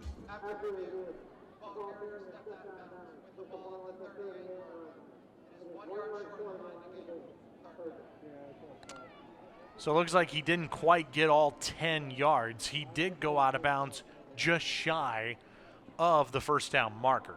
So it is a catch, and he was in bounds for the majority of the play, but they're not going to give him the full 10. So 3rd and 1 coming up for ACU. I mean, we've got, 2:55 until the break. A 3rd down right here. If you don't get it, you got a decision to make. This is a big 3rd down here before the half. Critical 3rd down right here. And it might be obvious you've got a really great ground game working. It's really running back by committee. 3rd and 1. Let's see what they can do. It is a direct snap to Peyton Mansell, who is going to get the first down despite taking a big hit right there at the end from Austin Goffney. Quarterback power right here from Peyton Mansell. One of his specialties is his legs, making yardage by running the football in quarterback design runs. Did a great job right there, keeping the drive alive for the Wildcats. Wild story for Mansell, a guy who transferred from Iowa 2 years ago in 2020, was a starting quarterback. He got moved to safety this year, but on that package, they bring in Mansell, and he picks up the first on 3rd and 1. A toss to Clark. It's a reverse. Space for Catalan. Sideline. Daylight. Touchdown. What a call. 37 yards for 6. Catalan right here, backyard football, Zach. Something the Wildcats haven't really shown yet. It's been traditional, it's been balanced. And he said, you know what, let's hit a ball out left field and let's go creative with the end around for Catalan, excelling right there. Nice speedster, nice acceleration. Look at this trickery. And there was no one there for Lamar on that side of the field. Look at the blocking downfield. Impressive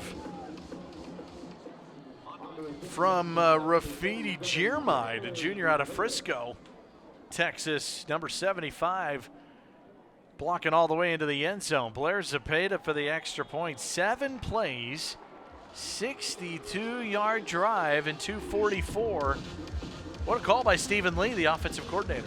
It's creative, and it's something that you have to do to surprise the defense. You're really being balanced, you're being kind of predictable, but you want to shock the defense. This is exactly how you do it if you're the Wildcats. Well, Catalan, the senior, big time. This is a guy who started his career at Southern, transferred to Arkansas in 2019, didn't catch a pass for the Razorbacks, now with ACU, and he's got a touchdown in week 1. And he's been a big part of this offense for ACU here in this first half. Absolutely, and they're utilizing him the right way. He's fast, he's elusive. If he's in space, just like a lot of the playmakers here on the field, then he will make you pay. Catalan right there being a great creative wide receiver and one of the most creative minds in all of college football, and offensive coordinator Stephen Lee. Abilene Christian now has the lead. It's been a game of runs per se. ACU led 7-zip, Lamar 14 in a row, ACU 14 in a row. Blair Zepeda's going to kick it off with a minute 54 to go until halftime. Ooh, another weird kickoff. That is fortunate to go into the end zone for a touchback to bring it out to the 25. So now Lamar, 2-minute offense, a chance to try to go get some points before halftime. 2-minute drill. If you're Mike Chandler here in your season debut, don't you dream of this if you're a young quarterback? Let's see what you can do. Lamar has shown that they're explosive, that they will attack early. If ACU can really tap into their base cover 4 defense, force Lamar to be creative and to run the football and waste time, then they'll really head into halftime with a 1-possession lead. Mike Chandler and this offense down by 7. Minute 54 and 2 timeouts for the Cardinals. 75 yards away from the end zone. Dumais in motion. Hand it off up the middle and a good spin as they try to get Kalen Griffin going again. Sophomore transfer from Rice to the running back position. But again, it's been so many different backs. Hard to get one person going, but a pickup of 6, 2nd and 4. Does not appear to be in any rush here for Lamar.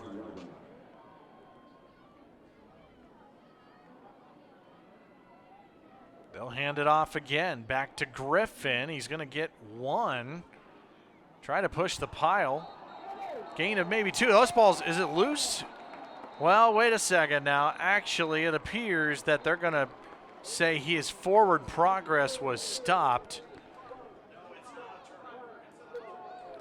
It is a handoff, and they will say that his momentum was stopped at the 33-yard line. So no fumble, and that is not reviewable as well. A lot of these odd and questionable. If you're a fan right now, you're saying, what is going on? You have these runs going, ACU scores, Lamar scores, and then you just stop the game. You just stop the momentum, and you just have these kind of odd plays. But here, Mike Chandler back in the shotgun. See what he can do with 47 seconds left. Yeah, they are running out of time very quickly. 3rd down and 2. And now a stoppage.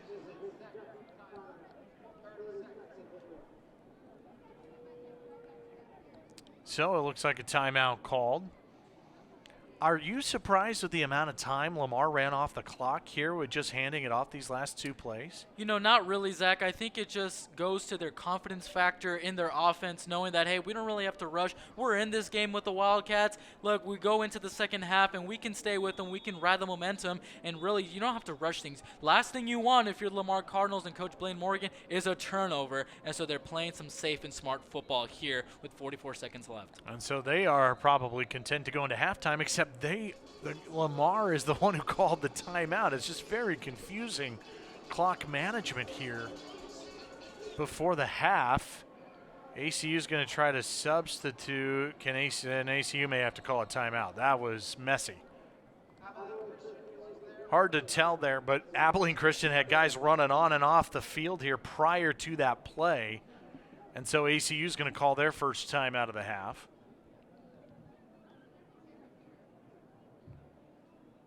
This has been a really fun, exciting first half. It's been weird, too. There's been some strange plays here in this first 30 minutes. So now I'm curious if Lamar is going to try to throw and get a first down on 3rd and 2. They're going to hand it off, and I don't know exactly what are they trying to go down and score? Or are they trying to run out the clock? It's been kind of both so far. It's been both. They've been balanced, and those are the type of questions that they want Coach Skylar Cassidy to ask on defense for the Wildcats. They've been really sound in the running game, but they can also hurt you down the field. Let's see what Mike Chandler and the offense does here. On 3rd and 2.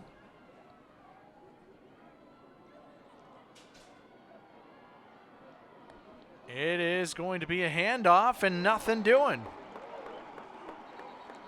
Harris is erased immediately. Tyron Bradley, the sophomore out of Lubbock. Abilene Christian's going to call their second timeout. And so now Lamar's going to punt, and maybe ACU with less than 40 seconds will try to get field position and try to get more points before the break. Well, Lamar really chose the conservative route, and they know that, hey, we don't really need a score right now. We're in this ball game. We're hanging with the Wildcats. Now you put the pressure on Coach Keith Patterson for ACU to decide, hey, do we want to run up the scoreboard, or do we just want to head into halftime with 38 seconds left? May come down to how this kick goes if ACU can get a good return with the speedster Catalan.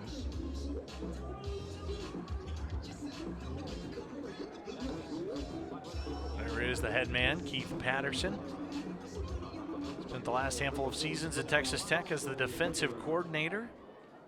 Stays in West Texas at Abilene Christian. Good high punt. Catalan, fair catch at the 20 with 30 seconds left. A spectacular punt of 47 yards. And so 30 seconds and 80 yards to go. ACU's probably going to take a knee. Probably. That's a smart football play, Zach. But, hey, you know, in this game, we've seen a lot of creative plays. I mean, right there in the last scoring drive for ACU, an end around to Catalan. But, again, 30 seconds left, 3 timeouts. You just want to head into halftime and start fresh in the second half.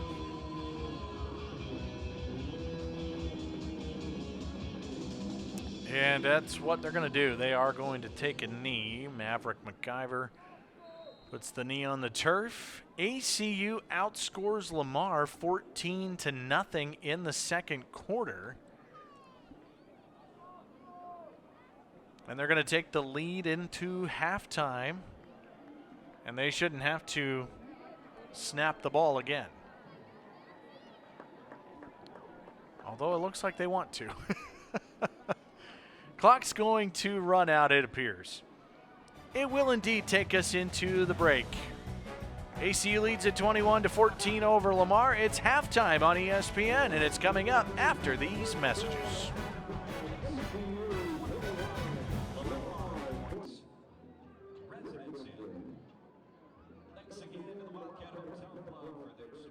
With 14 unanswered to take a 7-point lead into the locker room at 21-14. And we say welcome in, everybody. Zach Carlisle and Joseph Chapa up here in the booth. An eventful, wild first half. Lamar, a couple of touchdowns on big plays. ACU 14 points in the second quarter. A lot of back and forth here tonight. A lot of back and forth, and this is exactly what the fans wanted to see. Explosive offense from both programs that you hadn't seen in a while, but it's the freshness in each team. Yeah, I can't wait to see what the second half brings. It's been a lot of fireworks here so far. Well, all I do know is that before this game, you had a chance to sit down with Keith Patterson. What was that interview about? Well, I did. I had a chance to talk to head coach Keith Patterson for the Wildcats, talking about his journey to ACU, his faith, and really how he built this program here for the Wildcats.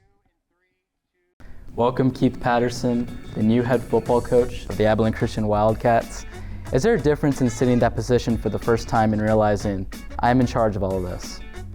No, there's really not a difference in my opinion. I'm just dealing with different things than what I've done in the past. Obviously, from a defensive perspective to now the big picture in all 3 phases of the game and managing people. Not only have you and your staff built a team with high profile and experienced recruits via the transfer portal, but you all have also inherited some key returning players. How have you made the returning players feel excited about the difference in the program and the new players feel at home? Well, I think if you ask any of the returning players, I think all of them will attest to things are different from the way we do everything. I mean, practice, meetings, expectations. So we've tried to, again, get young men to become like-minded. And, you know, when you show the young men who came back the difference, then that in their buy-in, it just gets higher. Then you got to take the young men and you got to have that foundation of character and discipline and toughness to bring them into our program, our foundation, and you get them to buy into that, and then all of a sudden you start to mold them into a team. Well, Coach, let's talk about the impact that you have. How has your faith-based philosophy influenced who your players are as student athletes, and how can that guidance help them perform on the field? Well, I got into coaching to make a difference in the lives of people, and it's always been more than just about X's and O's. You know, we want these young men to grow up to be good husbands, good fathers, and you know, productive citizens in their communities, and we continually pour into those guys, and we want to see them go on and be successful. What should the university and its fans expect from your football team this season? Well, I think number one, I mean, we want to put a product on the field that everyone's proud of. We want to represent not only this great university, but the city of Abilene, big country.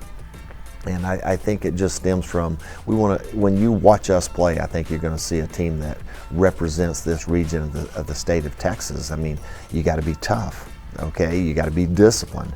And we want to do, and if you do that and you play a brand of football where you play the game the way it's supposed to be played, you know, tough, hard-nosed, disciplined, sound, exciting, explosive, all those things are what we want to become.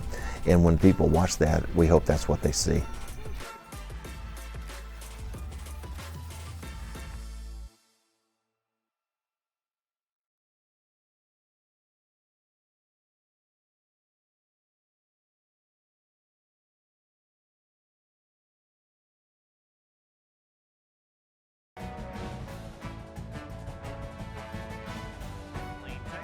ACU with a 21-14 lead over Lamar at the intermission.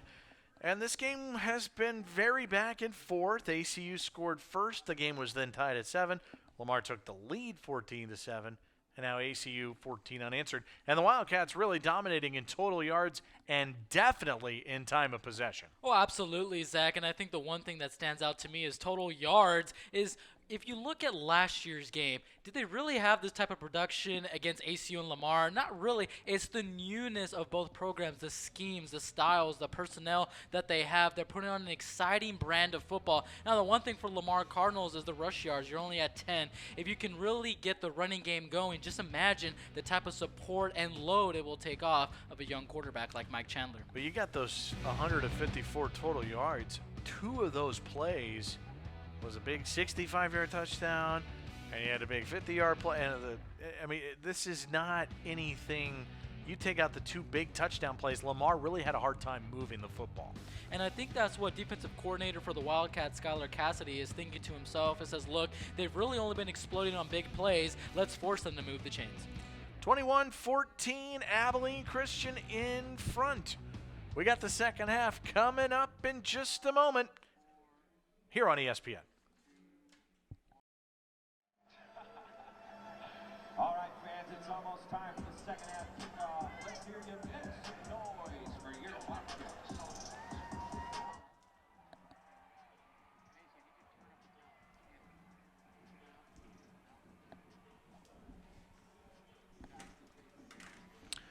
Second half coming up, ACU in front 21-14. Let's talk about the WAC and the Atlantic Sun Challenge and send it down to Connor Mullins. Here is the breakdown for the WAC and ASUN Alliance. Currently, both football programs have 5 teams in their conference, each needing 6 to have that automatic qualifier for the FCS playoffs. If Lamar and Incarnate Word had gone through with their moves to the WAC would have had 7 schools giving them that automatic qualifier. But with both teams backing out, the WAC is now looking for that 6th school. Jacksonville State and Sam Houston are heading to the Conference USA next season, making them ineligible. Jacksonville State of the A-Sun, Sam Houston of the WAC. And so now the WAC and A-Sun have an alliance to send that automatic qualifier and at-large bids to the playoffs. Guys, back to you. Connor, thank you very much as we get ready to start the second half. So yeah, both of those teams don't have the required 6 to give you an automatic qualifier. Let's join together, make it a 10-person league. You're not going to play each other. Everybody's still playing their own conferences, but there is a way that you can send one of those 10 automatically into the FCS playoffs. So that will happen probably for the foreseeable future for these couple of leagues. ACU in front by 7. They'll kick it off to Lamar to start the third quarter. Zach Carlisle, Joseph Chapa, and Connor Mullins. So glad you're with us tonight as we kick off the season. Lamar will have it at the 25 to start half number 2. Mike Chandler 4 for 7. Didn't throw it a lot, but 144 yards and 2 touchdowns in that first half.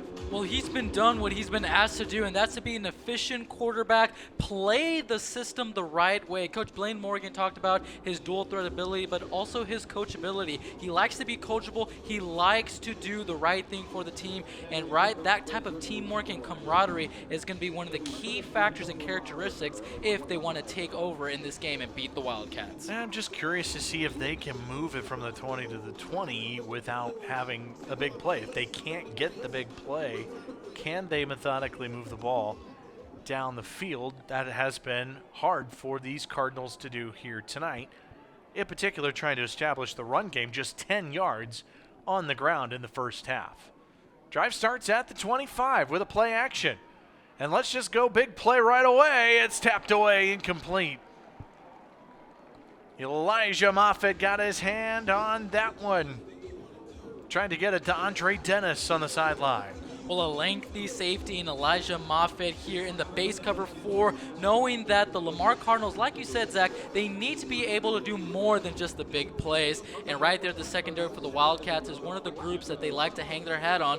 Really showed out here in the first possession of the drive. Yeah, what we were told is that this Abilene Christian defense, they will blitz. They are not afraid to put pressure on the quarterback, but they're going to leave all of their players of the secondary one-on-one. They want to see them make plays in those matchups. Handoff up the middle to Kalen Griffin, who had just 9 yards rushing in the first half on just 4 carries. We've seen a multitude of running backs for Lamar, but none of them have been able to get it going, and now they face a 3rd down and 7 here to open the third quarter. Cardinals are just 1 for 5 on 3rd down tonight.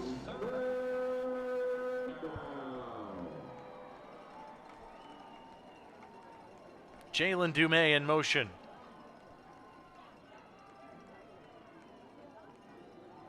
Four-man rush. Chandler escaping, taken off, and he is on the sideline and short of the first down.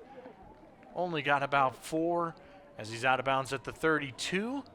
And a very quick 3 and out for the Cardinals. Well, you look at the big plays that Lamar has been successful with, and that's for Mike Chandler throwing the football. Right here, you have to make him run the football. They're not having success with him being a quarterback that likes to scramble out of the pocket. If they can force him to be uneasy, get out of the pocket, panic, maybe go out of bounds, then ACU's defense will really be in position to take over this ball game. Once again, DeLeon to punt for Lamar. Fair catch at the 26-yard line and a 42-yard punt. So ACU does its job defensively. And now these Wildcats will come back out onto the field for the first time on offense. Maverick MacGyver, the first half, 15 out of 27. and a touchdown, completing 56% of his passes. A lot and a huge workload for Maverick McIver, his first college debut, and here for the Wildcats, you just have to wonder, okay, Maverick, you want to make the smart reads, the right play, because there's been a lot of possessions in the first half where it could have been interception, it could have gone either way. If he can clean up his inefficiencies, the Wildcats will be even greater position to score here in this drive. Hey, we're going to talk about some of his history here again in just a moment. If you're just joining us, the first-year starter for Abilene Christian, Maverick McIver, fakes, going to take off and just slide and get down a smart move there as he ducks in front of Vincent Rockwell. The story behind this kid out of San Angelo is really touted as one of the great athletes to ever come out of San Angelo, but got hurt his senior year of high school. And then when he got to Texas Tech in 2019, a leg injury there in practice during that season, recovered, didn't play in 2020 as well, and then with injury again, trying to deal with that in 2021, transfers to ACU. So the first time in 4 years playing a meaningful snap. This is a big moment for him here tonight. A huge moment for Maverick McIver and this ACU program because it shows the amount of trust and belief they have in a guy who hasn't played, like you said, in 4 years. And so far, so good in the second half. Let's see if it can keep making strides in his career. 3rd down and 4 after Anthony Smith took it for 4 yards. Throw to the middle. It's caught. It's Kobe Clark to the 45-yard line. 24 yards to Clark, and they're into Lamar territory. What a throw on 3rd down. What a throw, and it's all about progressions. Maverick McIver did a great job off of the 3-step, reading Kobe Clark. You talk about the new weapons on the perimeter for ACU, but never forget Kobe Clark, who I guess you can say is a security blanket for Maverick McIver, a young quarterback who knows that a veteran receiver like Kobe Clark will do his best to get open and stay with good chemistry and timing with the quarterback. 4th catch of the game for Clark. And ACU is in business here to start the 3rd. That's a penalty, and I wonder if the play is even going to count. Looked like someone jumped up front for Abilene Christian. Let's find out.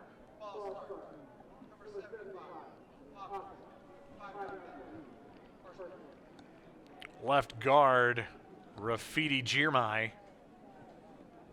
Got the happy feet. 1st and 15 coming up. ACU, that's just their 3rd penalty of the game. Lamar had 5 in the first half. They were flagged quite a bit in that second quarter. So now 1st down and 15. Colt Cooper, the tight end, number 83, in motion. McIver to throw to the outside. It's Catalan. This kid has been busy, and he is a playmaker. 19 yards to the 30. Well, Zach, it's not just speed and elusiveness that comes with being a playmaker. It's the route running. Right here, Maverick McIver does a great job at reading the comeback route, and Kendall Catalan does a great job at just, boom, just running up fast, planting your feet, turn around, and a nice completion for the 1st down for ACU. Got around Stevens, the corner. Here's a handoff. Up the middle, and powerful running from Ravon Banks, the freshman out of Tulsa, Oklahoma. Keith Patterson telling us we just want to get this guy the ball. I don't care how we do it, whether that's handing it off to him, throwing it to him, getting him in the return game and special teams as well. They just want the ball in number 14's hands. Simple yet effective philosophy. Get the ball in your playmakers' hands, and especially the guys that you believe in that have been putting work all fall camp long. Back to the ground, back to Banks. Tough running. Gets a 1st down and puts his head down for more. 7 yards to the 17.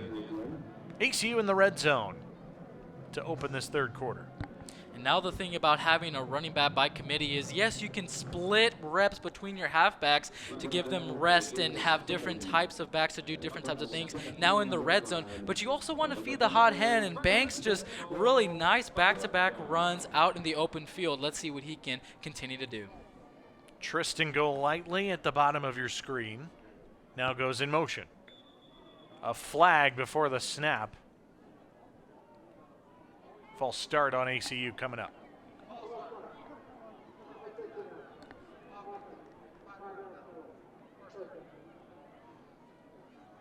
Second false start for Abilene Christian on the drive. Overall, fairly clean game. There's been some kinks to work out on both sides. Outside of a couple of times where some helmets were flying loose, it's been fairly clean. We did have the targeting in that first half. Blake Gotcher was disqualified after lowering his helmet and hitting ACU QB Maverick McIver. 5 minutes into the third, ACU's first drive of the second half. 1st and 15. McIver stepping up, avoids one. Now gets hit and bounces forward. And a decent pickup to get the penalty yardage back, maybe a couple more. Takes it to the 16. Well, McIver recognized that on the B and the A gap, that blitz is coming and you've got to get out of the pocket. A hit that you don't want your quarterback to get, but he did a great job at just staying on the ground, and he looked like he was ready to go to war after that hit from the defensive lineman. ACU up over 350 total yards tonight, facing a 2nd down and 9. Low snap again. McIver taken off to the left, and he's going to go down. Jackson was there first. Both Jacksons, Tyler and Jamond. Well, Zach, you would infer that the both defensive strategies for both teams is to make the quarterback run. They're not really making a lot of plays in the legs and the scrambles with quarterback powers or option plays. They're making plays with their arm. If you can make Maverick McIver get out of the pocket and make him uncomfortable, you'll have more scenarios like this in the 3rd and 9. 3rd down and 9. Pressure coming. McIver to the end zone, adjusting, and it's intercepted. There's a flag down. On the run back to Marco Roberts. He is all the way out across the 30-yard line, but there is Laundry in the end zone. This might be defensive pass interference on Lamar.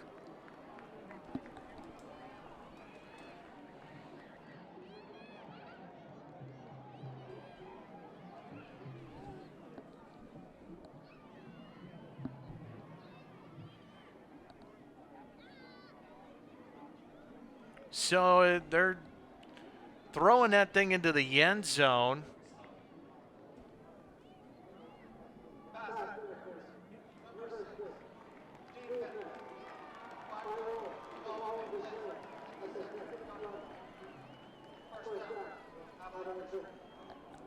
So that negates the interception.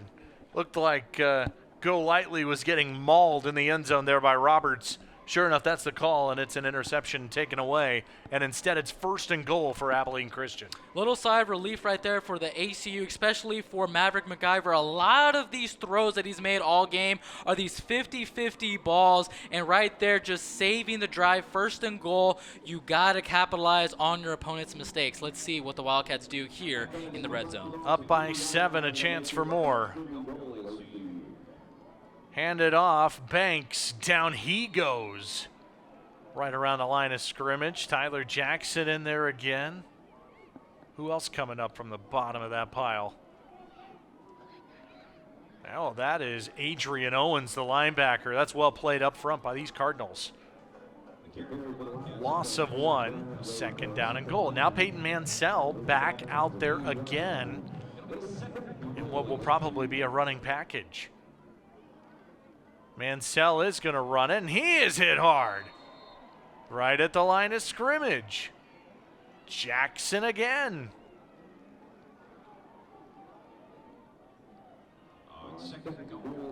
Cardinals standing up so far on 1st and 2nd down.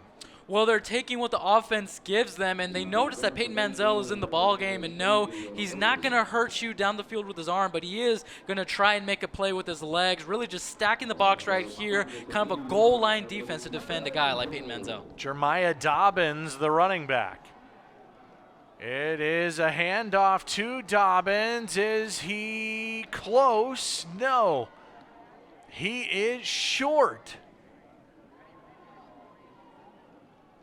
It is now 4th and goal. Dobbins couldn't get in. Let's take a look. Well, a normal running back play right there from Jeremiah Dobbins. The box is stacked. You got to do something more creative if you're ACU. Going to the outside, maybe get a quick fade on the one-on-one. You know Lamar likes to play that man-to-man coverage. Now they're going for it. Let's see what Peyton Menzel has for the Wildcats.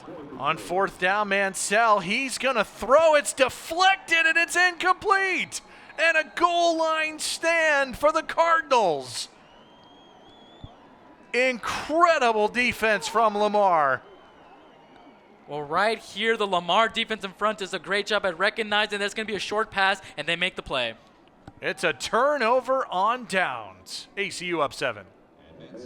Keith Patterson, not a happy coach right now. Abilene Christian had 1st and goal at the 2, went backwards twice, and turns it over on downs. Here's the 4th down play. Well, a happy coach is Coach Blaine Morgan for the Cardinals. Win the battle of the line of scrimmage. That's a key fundamental piece of football, and that's how you get stops like this. So now Lamar is going to start just outside the goal line at the 2. They will hand it off up the middle, just trying to get out of the end zone. Forward progress should do so for Demaje Harris. That was close. They're going to just try to survive there. That's the hard part. When you get a goal line stand, now you're backed way up offensively. And so they're going to try to get maybe a 1st down or 2, try to give themselves some breathing room. But they face 2nd and 11 after losing a yard. They're at the 1. Chandler in that pistol formation.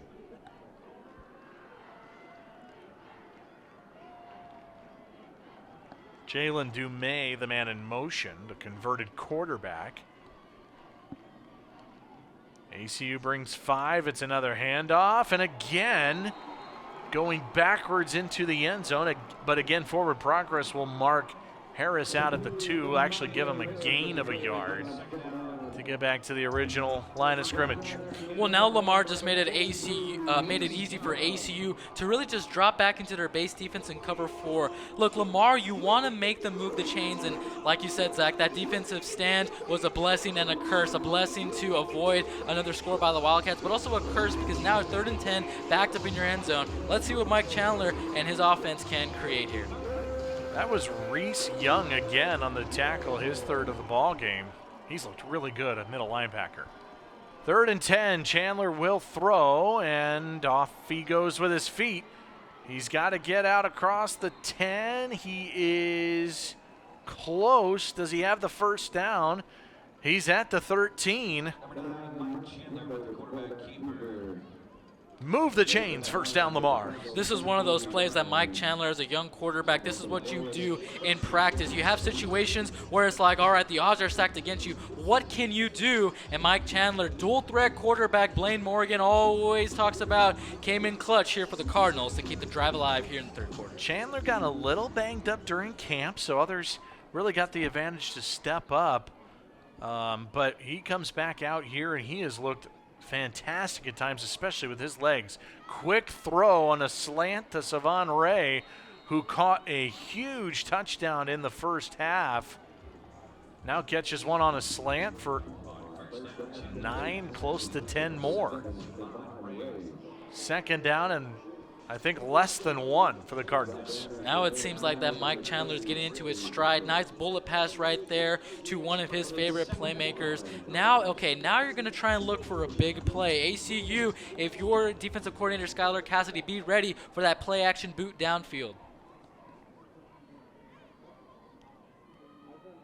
It's a handoff left side, broken tackle. Here goes Kalen Griffin, and he's tripped up across the 40. A powerful run for the sophomore out of Tyler, Texas. 1st down. And it seemed like Lamar just needed a big play right here. Griffin just does a nice job. As soon as he gets the football, just runs in space, making a big play and using time for the Cardinals. 21 yards before a little bit of a stumble, but a great run here. Now a handoff up the middle and another nice run. This time it's Harris. who gets hit at the end by Hargrove of ACU, but he'll take it for 6. Lamar trying to get this ground game going. It's been effective on this drive. And what that is going to help them do is right here with almost 2:40 left here in the third quarter, you want to set up the ground game. That way you can hit a shot downfield with Mike Chandler to one of his playmakers. Let's see what they can do here near the logo. 2nd down and 4.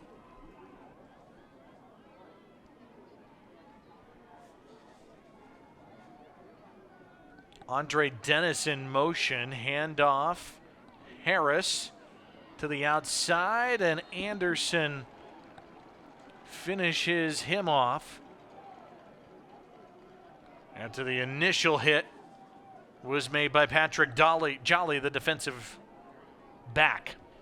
If it ain't broke, don't fix it. And that's exactly the philosophy that Lamar has right now. Keep feeding the ball to your running backs and see what you can do here in 3rd and 2. Timeout on the field with 1:55 to go here in the third quarter. It's a 3rd down and 2 coming up when we come back.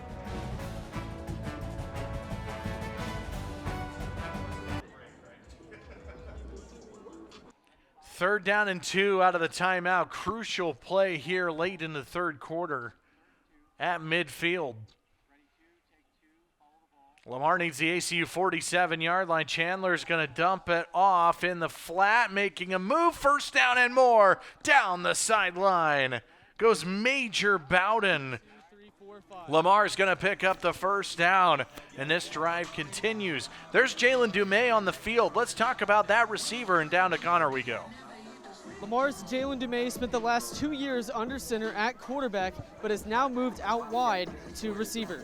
Dumais was one of the first quarterback recruits for Morgan at Lamar. He made 6 starts last year at QB, as well as seeing time at running back and wide receiver.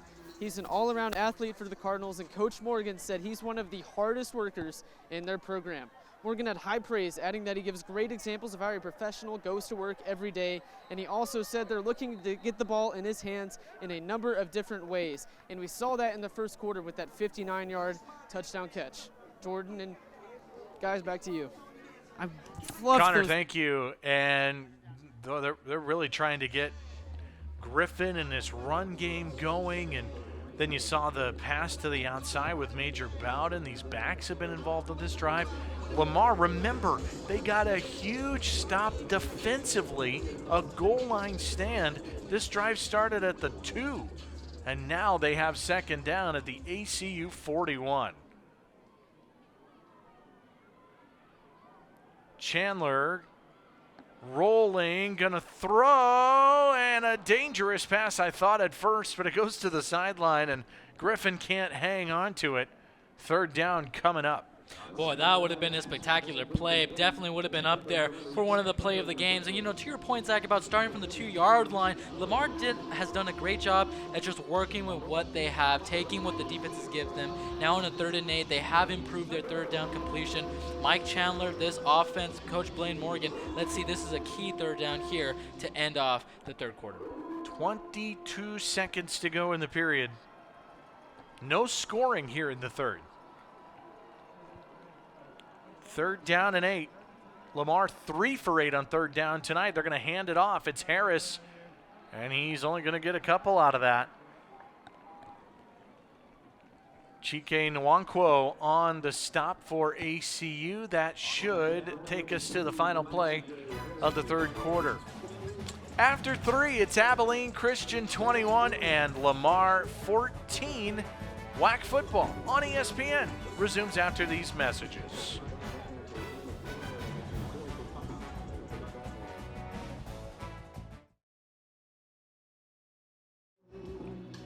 Start of the 4th quarter here in Abilene, Texas. Zach Carlisle, Joseph Chapa, Connor Mullins, and the gang for WAC football on ESPN. It's a big 4th down to start the quarter for these Cardinals, and they're going to go for it. Chandler is going to throw.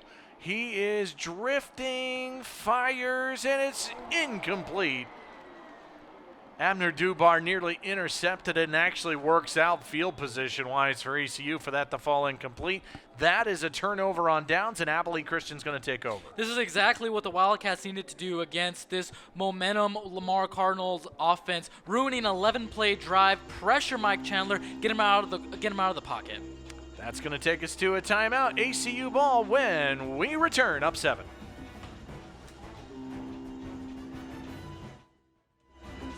Assistant. I knew going back to school could be a challenge, but ACU made online school easy for me. From the start, I felt safe, supported, and even comforted by the faculty. With their encouragement and help, I'm getting my degree in healthcare administration and showing my girls they can overcome any obstacle and dare to achieve their dreams, just like their mom. Pursue your undergraduate or graduate degree online at Abilene Christian University. As a proud Texan, I want my family to have the best future possible, and that mission is also a part of the business I founded. At OSO, we strive to make a positive, impactful difference in the lives of our employees as well as our customers. Specifically, we want to love our neighbor as ourselves, and those values were shaped when I got my MBA from ACU. Accelerate your career online at acu.edu. For years, I trained to be the best linebacker on the field. That drive made me a top performer at the NFL Combine, and I played 5 seasons in the NFL. Now I'm working toward another dream, building my own business, training athletes to help improve their performance. I want to be the best businessman I can, so I'm getting my MBA at ACU. Get your degree online at acu.edu. There's a peek behind the curtain here tonight. Just getting started in the fourth quarter. Abilene Christian in front of Lamar 21-14. And so after the turnover on downs, Abilene Christian will go to work on offense. Missed opportunity there for Lamar. We're going to talk about that in just a second. But ACU will start at the 38-yard line.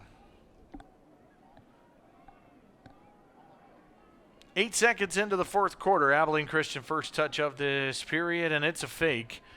MacGyver on the move, on the run, and he will duck out of bounds. And with that, we say welcome upstairs, Zach and Joseph hanging out. That was a missed opportunity for Lamar after getting the ball at the 2-yard line, going all the way down the field, and then turning it over on downs. And now you give the ball back to an ACU Wildcat team that, again, a shaky third quarter. They want to capitalize on their mistakes. But, again, this Lamar defensive front, they've been proven that they can make plays. Let's see what they do here in the fourth quarter. ACU to work on second down. It is a handoff and a good chunk. Anthony Smith into Lamar territory. So he takes that one for 15 to the 44. Well, what's been working for the Wildcats, and especially early in the ball game, it's this man right here, number 20 in purple, Anthony Smith. If they can get him going again, that will just provide wonders for Coach Stephen Lee's offense. And once again, ACU into the Lamar side of the field. Wildcats have dominated from the 20 to the 20. MacGyver, deep shot here, down the seam, dropped it in, and it's dropped by Clark. Oh, what a throw it was. Clark couldn't hang on to it, and it's incomplete. One of those throws, again, if you're Maverick MacGyver, you've got the confidence to deliver that ball to one of your playmakers right there. A nice ball right there over the shoulder, just Kobe Clark. You got to make those plays. But again, as a veteran leader that Kobe Clark is, one of the best receivers that has ever laced up for the Wildcats, he knows that's not how he performs. MacGyver throws a great deep ball. That was perfect down the numbers right there to Clark. Second down and 10 at the 44.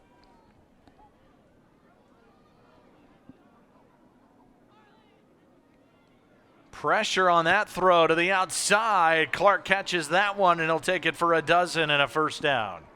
Well, what's common for all of Kobe Clark's completions is that nice corner route, middle of the field in a man-to-man coverage. That right there hopefully will spark some energy in this offense, especially for a guy like Kobe Clark, who you know, deep in the red zone, one-on-one opportunities, you're looking for that man to get open.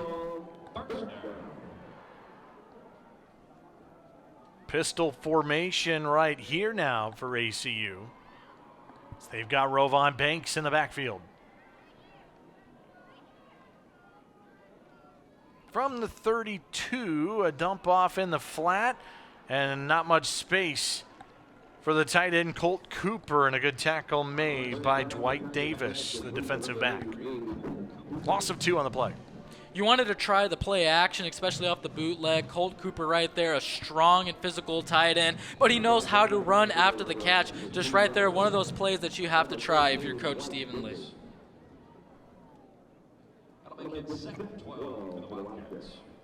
So 2nd down and 12. Colt Cooper, a redshirt from a year ago out of Quinlan, Texas. McIver on the move again. Boy, he's felt a lot of pressure tonight. Deep down the sideline and incomplete. Tried to get it down there to Jed Castles, the tight end. Looked like it was Jalen Freeman, the linebacker, in coverage. Incomplete. That's a gutsy throw. It was a gutsy throw, Zach, and that's exactly what I was thinking. It looked like 3-4 Lamar defenders right there against Blaine Taylor. But, hey, I mean, if you're Maverick McIver, you got to know, okay, 12 minutes left in the ballgame. You cannot have any of those types of throws anymore. Be efficient. Be smart with the football. 3rd and 12 here in kind of no man's land for the Wildcats at the 34. ACU up 7 here in the 4th. Low snap, McIver again to the seam. This one's caught. Back to Kendall Catalan. 1st down. They'll mark him out of bounds at the 8-yard line. 26 on 3rd and 12. Well, what a game Kendall Catalan has had for the Wildcats. Just taking what the defense has given them and say, hey, you're going to leave me open out in the seams in a cover 1 formation on the defense? I'll take it. Maverick McIver has done a great job at really connecting with Catalan here in this ballgame. Catalan 7 grabs for 119 yards tonight. 1st and goal for ACU and a flag prior to the snap.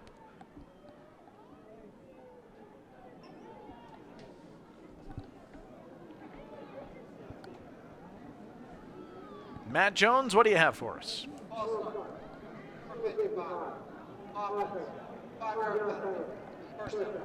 lot of false starts in this area of the field tonight for really both sides. And you just have to think about the youthfulness, and hey, it's a season debut for both of these programs. And here on a Thursday night, pretty odd schedule for both teams, and especially their fans. But hey, now you're in the red zone. It's all about that discipline that Coach Patterson preaches to his team.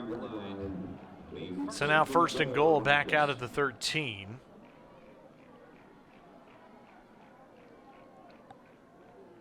McIver to throw it, and it is a bullet about 10 feet high, looking for Tristan Golightly.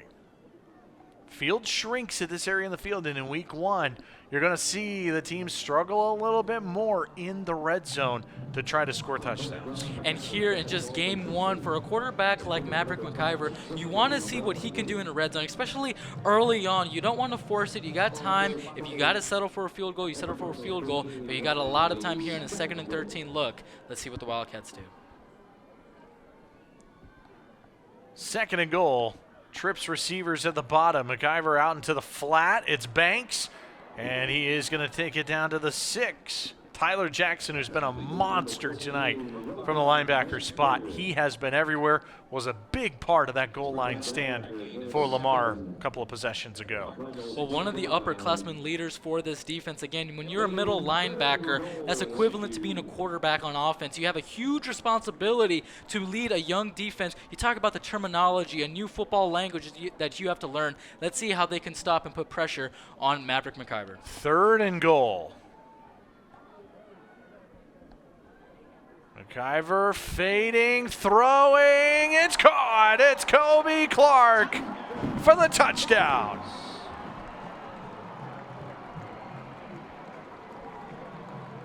all by himself on a great play design. ACU goes up 2 scores. Well, if you're Kobe Clark, you have to be happy. You got to think back to that drop ball that could have been a touchdown, but now he capitalized it. This is who Kobe Clark is, and a lot of the touchdowns for ACU has been out in open stride. A lot of defensive breakdowns for Lamar, and a guy like Clark just capitalized on the opportunity. Blair's Zepeda for the extra point. Flag. There's a flag down on the extra point. The kick was good. We'll see if they will.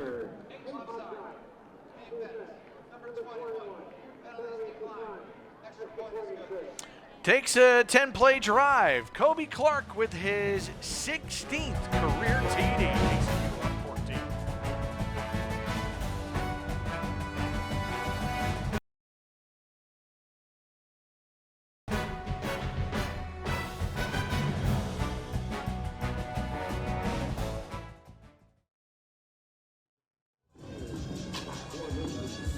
Pivotal drive for Abilene Christian to go up 28-14 here early in the 4th. Kobe Clark with his 16th career touchdown to put ACU up by 2 scores. And now Lamar's got some work to do down 14. They got a lot of work to do, and again, these are the type of positions for Lamar. Coach Blaine Morgan talked about developing a program, doing the little things in order to put yourselves in positions to win. Still a lot of time left. You never want to count them out, but hey, if you're Lamar, you got to rely and go back to those big plays and get back into this ball game here in the 4th quarter. That is a kickoff to the 2-yard line, returnable, bringing it out as Harris, and he will not make the 20. Well, Kobe Clark, he's had 6 catches tonight. This one goes for 6. Well, what a journey Kobe Clark has had throughout the offseason, entering the transfer portal, and now just being a pivotal piece like he's always been for this ACU program. Is having a great game and really connecting with new quarterback Maverick McIver. And if you're McIver, that's what you want out of a veteran leader like Clark. Meanwhile, Lamar, they've had some opportunities here. The last drive down by 7. They were moving it out of their own end zone. Nice mix of run and pass. It stalled on a turnover on downs, and now they've got to get some work going, and it's probably going to have to be through the air. It's going to have to be through the air, exactly. You're going to have to put in 3-by-1, 4 receivers, 5 receivers even, if you need to out there, and play with tempo and play with fast pace. Drive starts at the 20. For the Cardinals, down 14.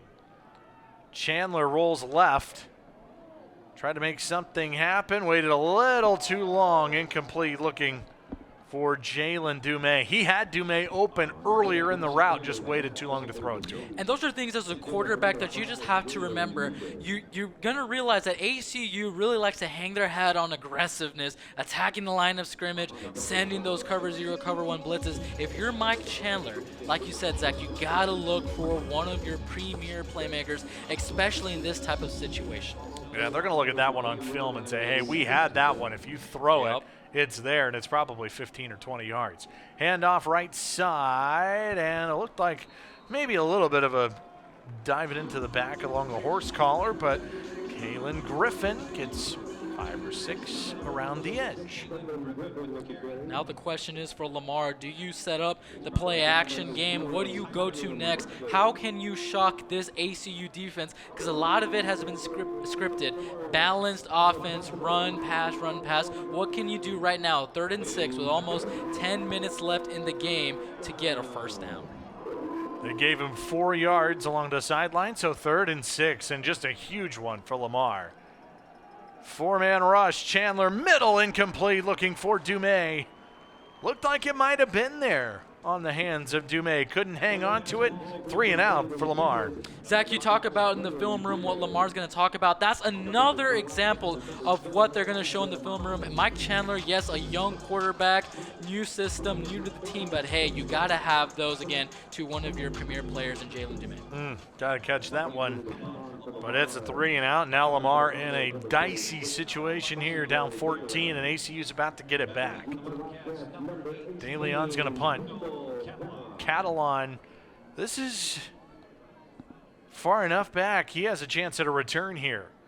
High punt, good one.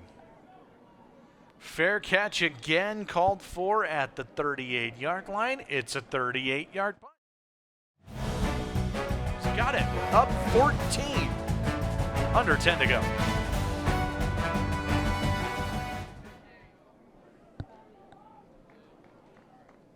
And Caroline with a fair catch at the ACU 39-yard line on the 1st and 10 Wildcats right there. Abilene Christian, an opportunity here to put this game away on this opening Thursday night. Up 28-14 with 9:46 to go.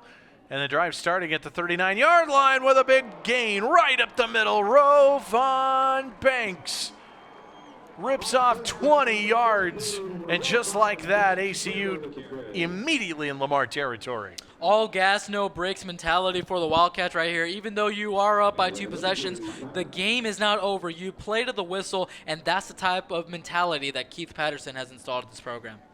It is an injured Wildcat on the field. Looks like it's Rafidi Jirmai, the left guard, tending to the big fella. Transfer out of Texas this year. And so after the big first play, they will check on their Wildcat. ACU's got it up.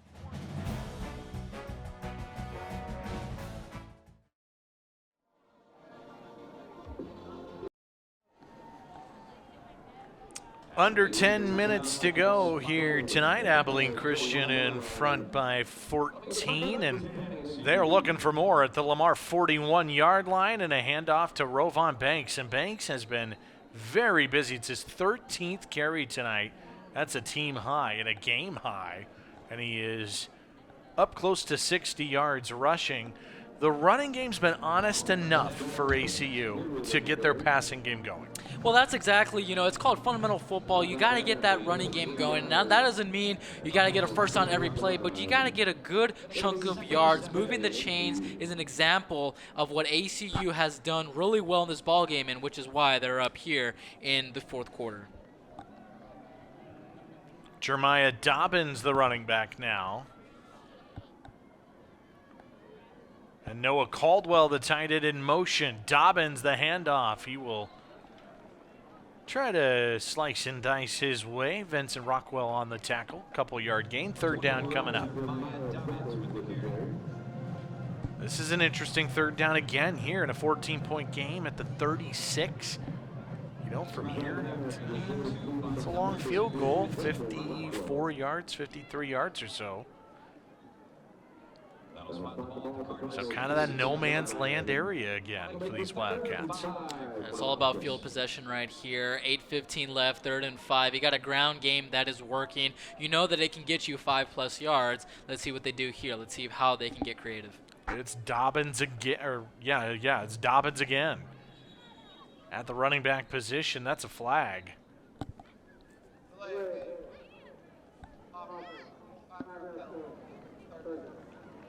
Didn't snap it in time. So 5 yards back, that changes things because you could have run it on 3rd and 5. Probably going to throw it on 3rd and 10. Probably, and you know what? Even though it's less than 8 minutes left, you're up by 2 possessions, maybe you just give a handoff to your running back and, just play clock management, put the pressure on the Lamar offense to make a big play, drive downfield, and put another score on the board. 3rd and 10 at the 41. Pressure on MacGyver. He's going to go down.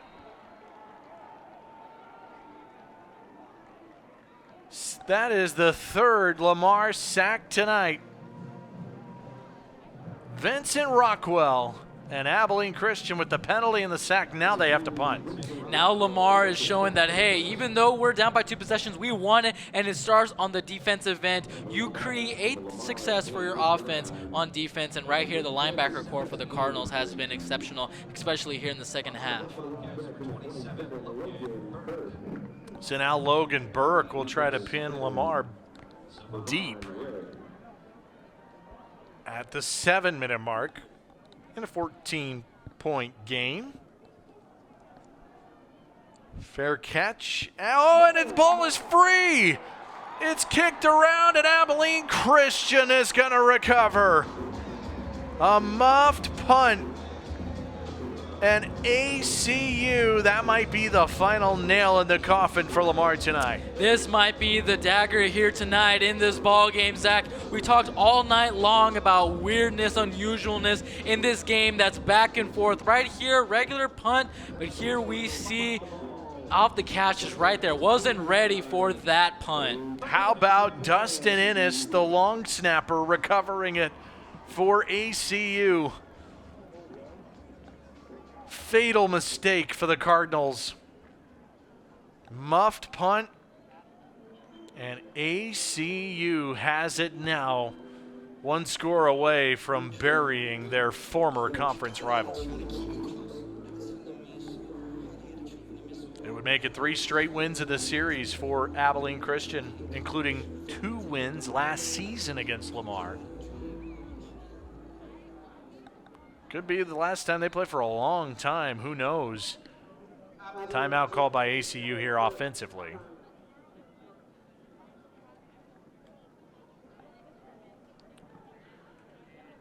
.6:48 to go in the 4th. Abilene Christian's got it. Golden chance, up 14.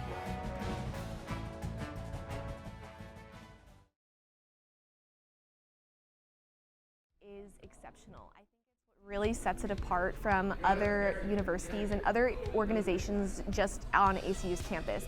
Working at ACUTV, I have gotten so much great experience in all different aspects, whether that was just taking on leadership roles or just learning new things and really just jumping in and being hands-on with equipment. So the first time I walked in here, I was a high school senior, but I walked in and I was blown away by the production and the level of production ACU was putting on. And so to see the amount of effort being poured into a sporting event at ACU on ESPN was huge. And so to see that as a high school senior sold it for me. I was like, yes, I'm gonna be at ACU because this is where I wanna be, this is where I can excel. Coming to college and to know that you're making content for ESPN, that's unreal for students to come in and be able to get hands-on experience that quickly. It's a blessing. I would have never thought that I would be doing things I'm doing now. If you said I was going to be on ESPN Plus and working with professional reporters and seeing all the stuff that goes into that, I would have called you crazy because I didn't think that freshmen got that opportunity. But here at ACU, everyone gets that opportunity, and it's awesome. And I think that's what sets us apart from other universities. At a young age, we allow people to get that experience, and you only get better from there. Really not a lot of students across the world get to be able to do what we do here at ACU. If you want to be a journalism major, you want to be in sports broadcasting, this is the place for you. But you get the tools of what it's going to be like. You know, you want to work in Fox Sports, ESPN, those major networks one day, this is where you translate it. This is where you get that exact same experience. This is first class.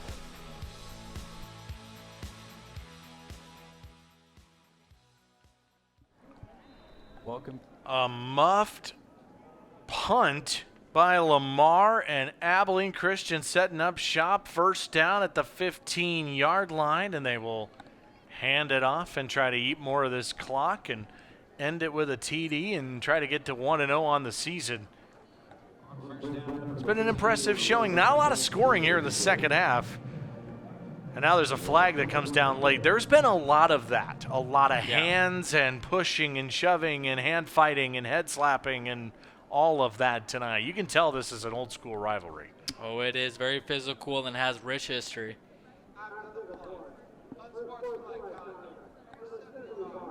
Of the offense, shoving the player off the bar. 15-yard penalty. And down counts. It will be second down. Okay, so the unsportsmanlike conduct. Rafidi Jeremiah coming off the field there for ACU. So we're at the 6.5-minute mark. So you start at the 15, now you're way back. Let's take a look here at the end of this. 75 in purple. Pushing there at the end. Back to live action. It's McIver. Oh, he's under pressure, and he throws it to no one. That's got to be grounding, isn't it? Is the flag going to come out here for intentional grounding? Unless there was, I guess, a receiver in the area. I don't see a flag. There it is.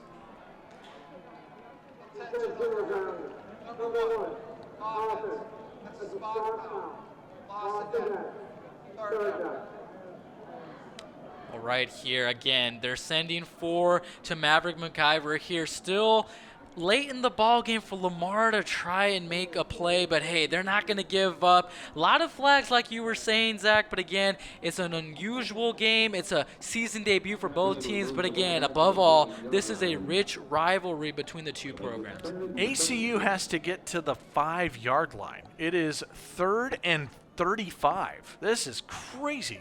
Hand off to Banks, and I don't even know if you're in field goal range. This drive was supposed to start at the 15. At the 34 here, well, there's just so many extracurriculars tonight. Teams want to hit somebody else. Yeah. They've been hitting each other for a month and a half.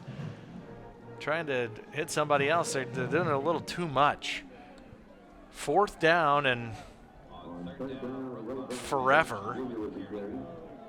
Is this a field goal? Is this a punt? It's a field goal. All right, ACU's going to supposed to start at the 15-yard line. They're going to end up kicking a 51-yard field goal try. Blair Zepeda's 0 for 2 tonight. This could be great field position for the Cardinals if he misses it.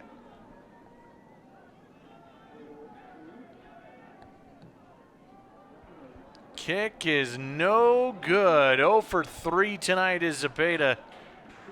Cardinals are going to get it back. They have a long way to go, though. Down by 14 and just 5 minutes to go.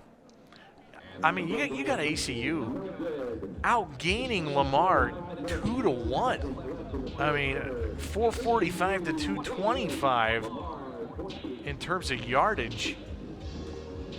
And 28 to 14 could be worse, I guess, but in some ways you could say Lamar's lucky to be in this thing, and in other ways you could say Abilene Christian's really kept the Cardinals in this game. A tale of two halves is my conclusion of it. A first half that was back and forth, explosive right out of the gate, both teams scoring on their first drive. But here for Lamar, let's see if they can keep this game, keep themselves alive in this ball game. First down to the 34. Chandler to throw. He's going to have to do a lot of this here the rest of the way. And open and caught all the way to the 37-yard line is Savon Ray. Nice throw and nice catch and a pickup of 29. Well, the secret to breaking down a zone defense here in football is just finding those cracks in every zone, and there it was. Chandler again, this time too high for Ray. As these Cardinals have to go quick. And again, it's not an offense that just wants to drop back and throw it all the time. But in this situation, they have to be able to air this thing out to get back in this game. It's situational football, one-on-one, and again, you don't want to put yourselves in these types of positions when you're a team like the Lamar Cardinals. But again, you got to do what you got to do. And in this scenario here in a 2x2 set, let's see if they can air it downfield. 2nd and 10. 4:53 to go. They need a quick score. Chandler, pressure, gonna get rid of this, and he is able to throw it away. A lot of pressure from 3 different Wildcats that time, including Bradley. Looked like Pop was in there as well. As was big number 95, Jack Schultz for ACU.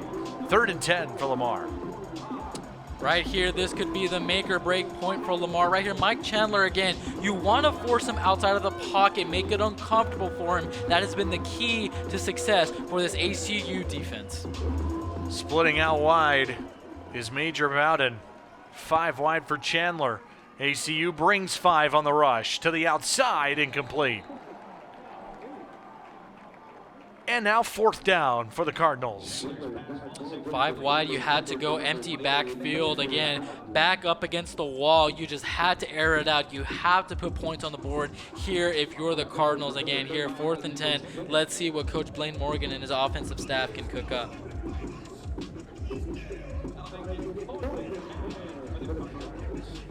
Fourth and 10, really the last gasp for Lamar tonight. here in week number 1.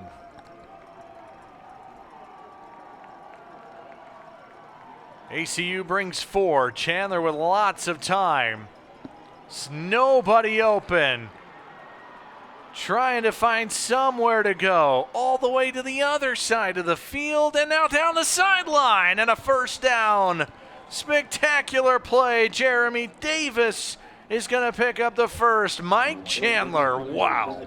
Zach, I just felt like I was playing Madden right there. That's straight out of a video game type play, but it goes to the ability of a guy like Mike Chandler again. He knows how to use his legs and get out of the pocket, but he knows how to keep the play alive. Good instincts right there for a young quarterback in Mike Chandler. I'd say that's off script. We were told that from Blaine Morgan. That's where he is best. Mike Chandler referencing it. Yeah, that one was definitely off script. Well done by number 9. It is a handoff. Oh, I thought they were going to fake it. They instead keep it on the ground, and it's a loss of 2 as they gave it to Harris, but nothing doing there. Maybe a loss of 3 even. Back to the 24. Almost less than 3:40 left. You got to talk about tempo right here. No huddle, 3-by-1 sets. Let's go. If Lamar can get a touchdown, that'd be huge. They need a touchdown, a stop, and another score. Chandler going to the end zone, incomplete. Looking for Dumais. They've haven't been on the same page the entire game. They did have the big touchdown on the first drive of the game tonight.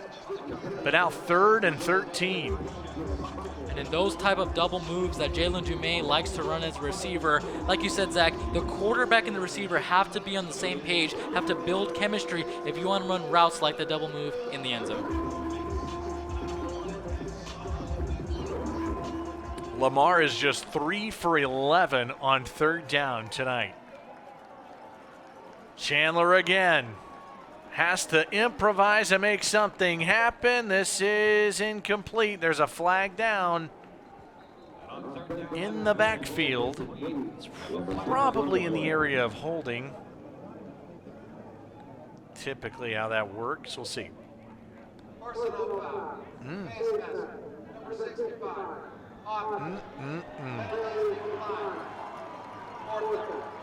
Fourth and 13. ACU declines the face mask penalty. 3:20 to go, and again Lamar down to basically 1 snap tonight. They need a lot to happen. So the game, they're not going to win the game on this play, but they have to at least get 13 yards or this game's over. ACU rushes 4. Chandler, middle, high, it's incomplete. Abilene Christian's going to take over on downs, and that'll ineffectively end the ball game here tonight. And for ACU, now you go back into your practice script. Okay, now 3 minutes left. You stopped Lamar. You took away their momentum. Jacob Dakari for the Cardinals, man, one of the leaders on their young offensive line, really just held them back from a potential touchdown. But again, ACU has done a nice job at containing the spark and the energy and the explosion that Lamar really showed in the first half. And again, ACU has really shown their side of new offense success here in the second half. 3:16 to go here tonight. Abilene Christian with this 14-point lead. And now they'll basically just try to eat the rest of the clock and run this ball out. Come away with a week 1 win. Situational football again. Smart football. Just can't air it out. Don't make any decisions that will put you in positions that you'll regret it. Handoff right side. Banks circled down. Taken down by Tyler Jackson. How about what's coming up next? Lamar, off they go to SMU before coming back home against Northern Colorado. That's a rematch of last year's game played up there in the mountains. And then at Northwestern State to open up Southland Conference play in Houston Baptist as well. As Lamar goes back to the Southland Conference after 1 year in the WAC. Loss of 4. So we're approaching 2.5 to go. Lamar opting not to call timeout. ACU will run a lot of the play clock down and hand it off. And again, nothing doing. Banks is tackled yet again.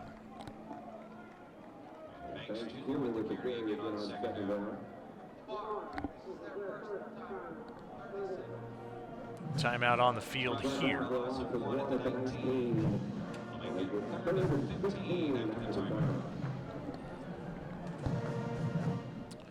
And so a 14-point game and a timeout call by the Cardinals as they try to preserve some of the time left in this one here tonight. 2.5 to play. ACU up 14. One more time, Zach and Joseph up here in the booth. ACU, their first time hosting the opener since 2013, and it looks like they're going to get their first Week 1 win since 2013. Impressive showing for the Wildcats tonight. Well, how exciting if you're a fan of the Wildcats. And again, Keith Patterson talked about, hey, we want to go undefeated at home, and it started today, showcasing your new offense, your aggressive defense, and the type of style that him and his coaching staff implemented into this program during the offseason. We'll look at what ACU's got coming up here on the schedule here in just a moment as well. It is a handoff to Banks up the middle. See if Lamar calls another timeout. And it looks like they do. What's coming up for the Wildcats? A couple more home games here. 3 of the first 4 at home. Prairie View A&M out of the SWAC next Saturday in 10 days' time. At Missouri out of the SEC on the 17th before Western New Mexico. And then they open WAC play at Utah Tech, formerly called Dixie State, now Utah Tech up there in St. George, Utah. So, hey, Abilene Christian, they're going to be 1-0. That's a good feeling for the new coaching staff, the program, the fans, the community. It just gets a good vibe around this place as ACU is going to get a Week 1 win. Exactly. Again, a Thursday night game, first week of classes here at ACU, and the best thing that you wanted was to start off on a positive note, and this does just that. Again, it's not just about the wins, but you showed flashes of what you can be later in the season, especially once conference play kicks off in October. This will be a punt from Logan Burke. Gets it off. Oh, they bump into the receiver. This will be a flag on ACU as they down it at the 24, but that'll be a penalty on Abilene Christian as they ran into Savon Ray. I think there is this culture building at Lamar as well. Let's talk about that in just a second after this penalty, but I really believe there is something building. I think even after seeing this team a year ago in this building, actually seeing Lamar twice play Abilene Christian, they are in a much better place. Here's the penalty.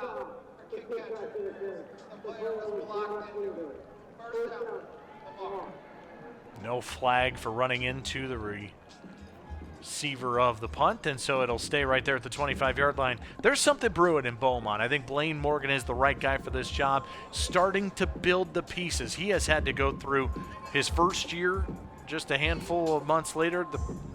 Obviously, the COVID-19 pandemic hit. Yep. They switch leagues the following year and go to the WAC. They switch leagues again and go back to the Southland. He has just dealt with a lot at Lamar.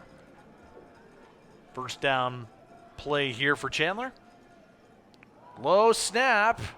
Going to jump on it and has to recover.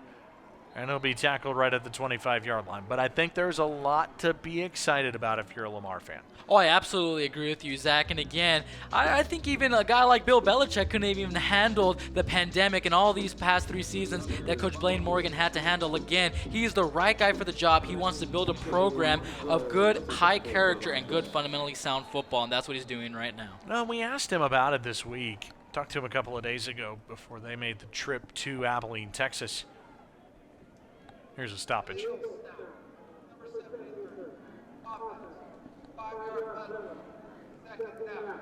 Obviously a lot to clean up for both sides here in week number 1. But we were talking to Blaine Morgan, our conversation with him earlier this week. Asked him the question, hey, how much was the switching of the leagues back? Did that affect you? The schedule didn't really get put together until barely even a month ago. Here is the second down play. Chandler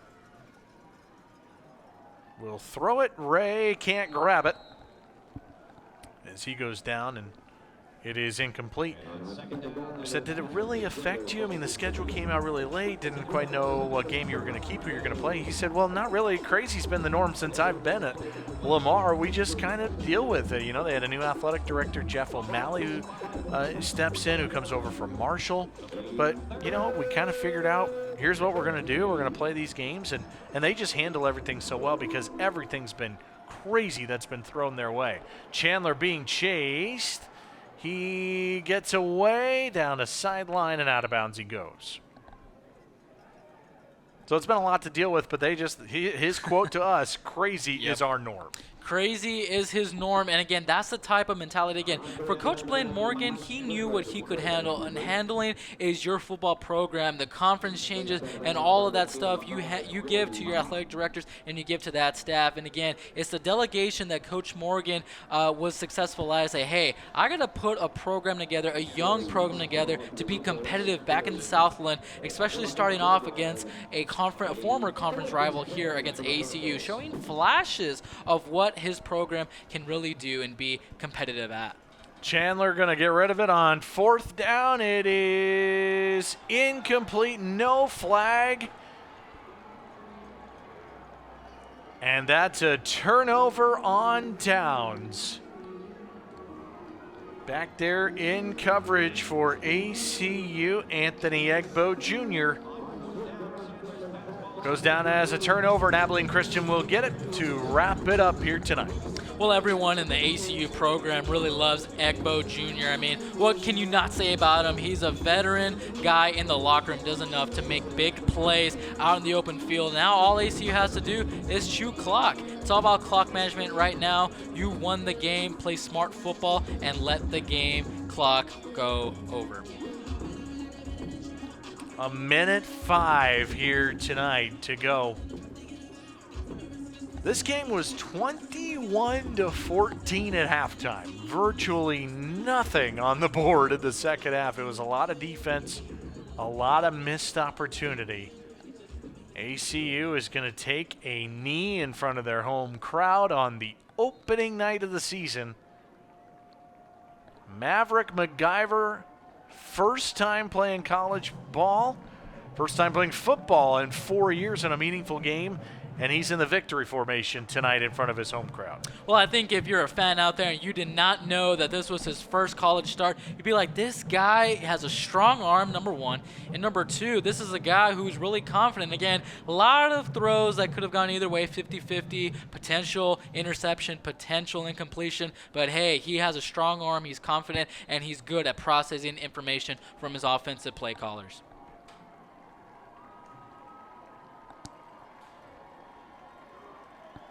Abilene Christian at home. Again, their first home opener in week 1 since 2013, which was their first year as a Division I program. They were a member of the Southland Conference with Lamar. Both teams moved over to the WAC. Lamar back to the Southland, so a non-conference game tonight. But ACU goes to 1-0 with a 28-14 victory. It wasn't perfect for either side, but ACU comes away 1-0. Your thoughts on the Wildcats win tonight? Zach, I think that's exactly what head coach for the Wildcats, Keith Patterson, wanted. You wanted a win, but you wanted a win that will test your players, a win that will show what they can do later in the offseason to be competitive. How good was Mr. Catalan tonight? Kendall Catalan, 7 grabs and 119 yards and a touchdown. Well, welcome to ACU. Mr. Catalan just did a great job at making himself known. Maverick MacGyver and Catalan showed that they had great chemistry out in the open field. Well, he's down on the field with our guy Connor Mullins for our post-game interview. Let's go down to Connor. I'm here with Kendall Catalan. Kendall, you get 2 touchdowns tonight. Talk to me about your performance tonight. You know, we came with a plan and we executed. And, you know, I'll do anything to help this team win. And, you know, at the end of the day, I got to do my part. We 1-11, and, you know, we came out with a victory. It's that first game for Coach Patterson. What does it mean to kind of get that win for him tonight? You know, our main goal is win the opener, you know, get us going, you know, win a championship. You know, the goal for this team is win a championship. And, you know, Coach Patterson, you know, he deserves it. You know, I appreciate the fans for coming, you know, and, you know, we got more to come.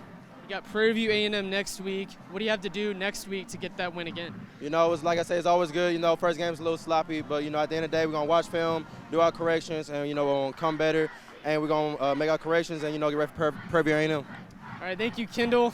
Appreciate you. Great game tonight. Guys, back to you. Connor, thank you very much. Yeah, how about that? Catalan, spectacular, 7 grabs for 119 and a touch, and ACU goes to 1-0 with the victory tonight, 28-14 over the Lamar Cardinals. Big thanks to everybody for putting this thing together. This has been a presentation of the Western Athletic Conference on ESPN. All games airing on the ESPN networks are streaming live and archived on the ESPN app. Until next time, Zach Carlisle, Joseph Chapa, Connor Mullins, and the gang saying so long, take care, good night from Abilene, Texas.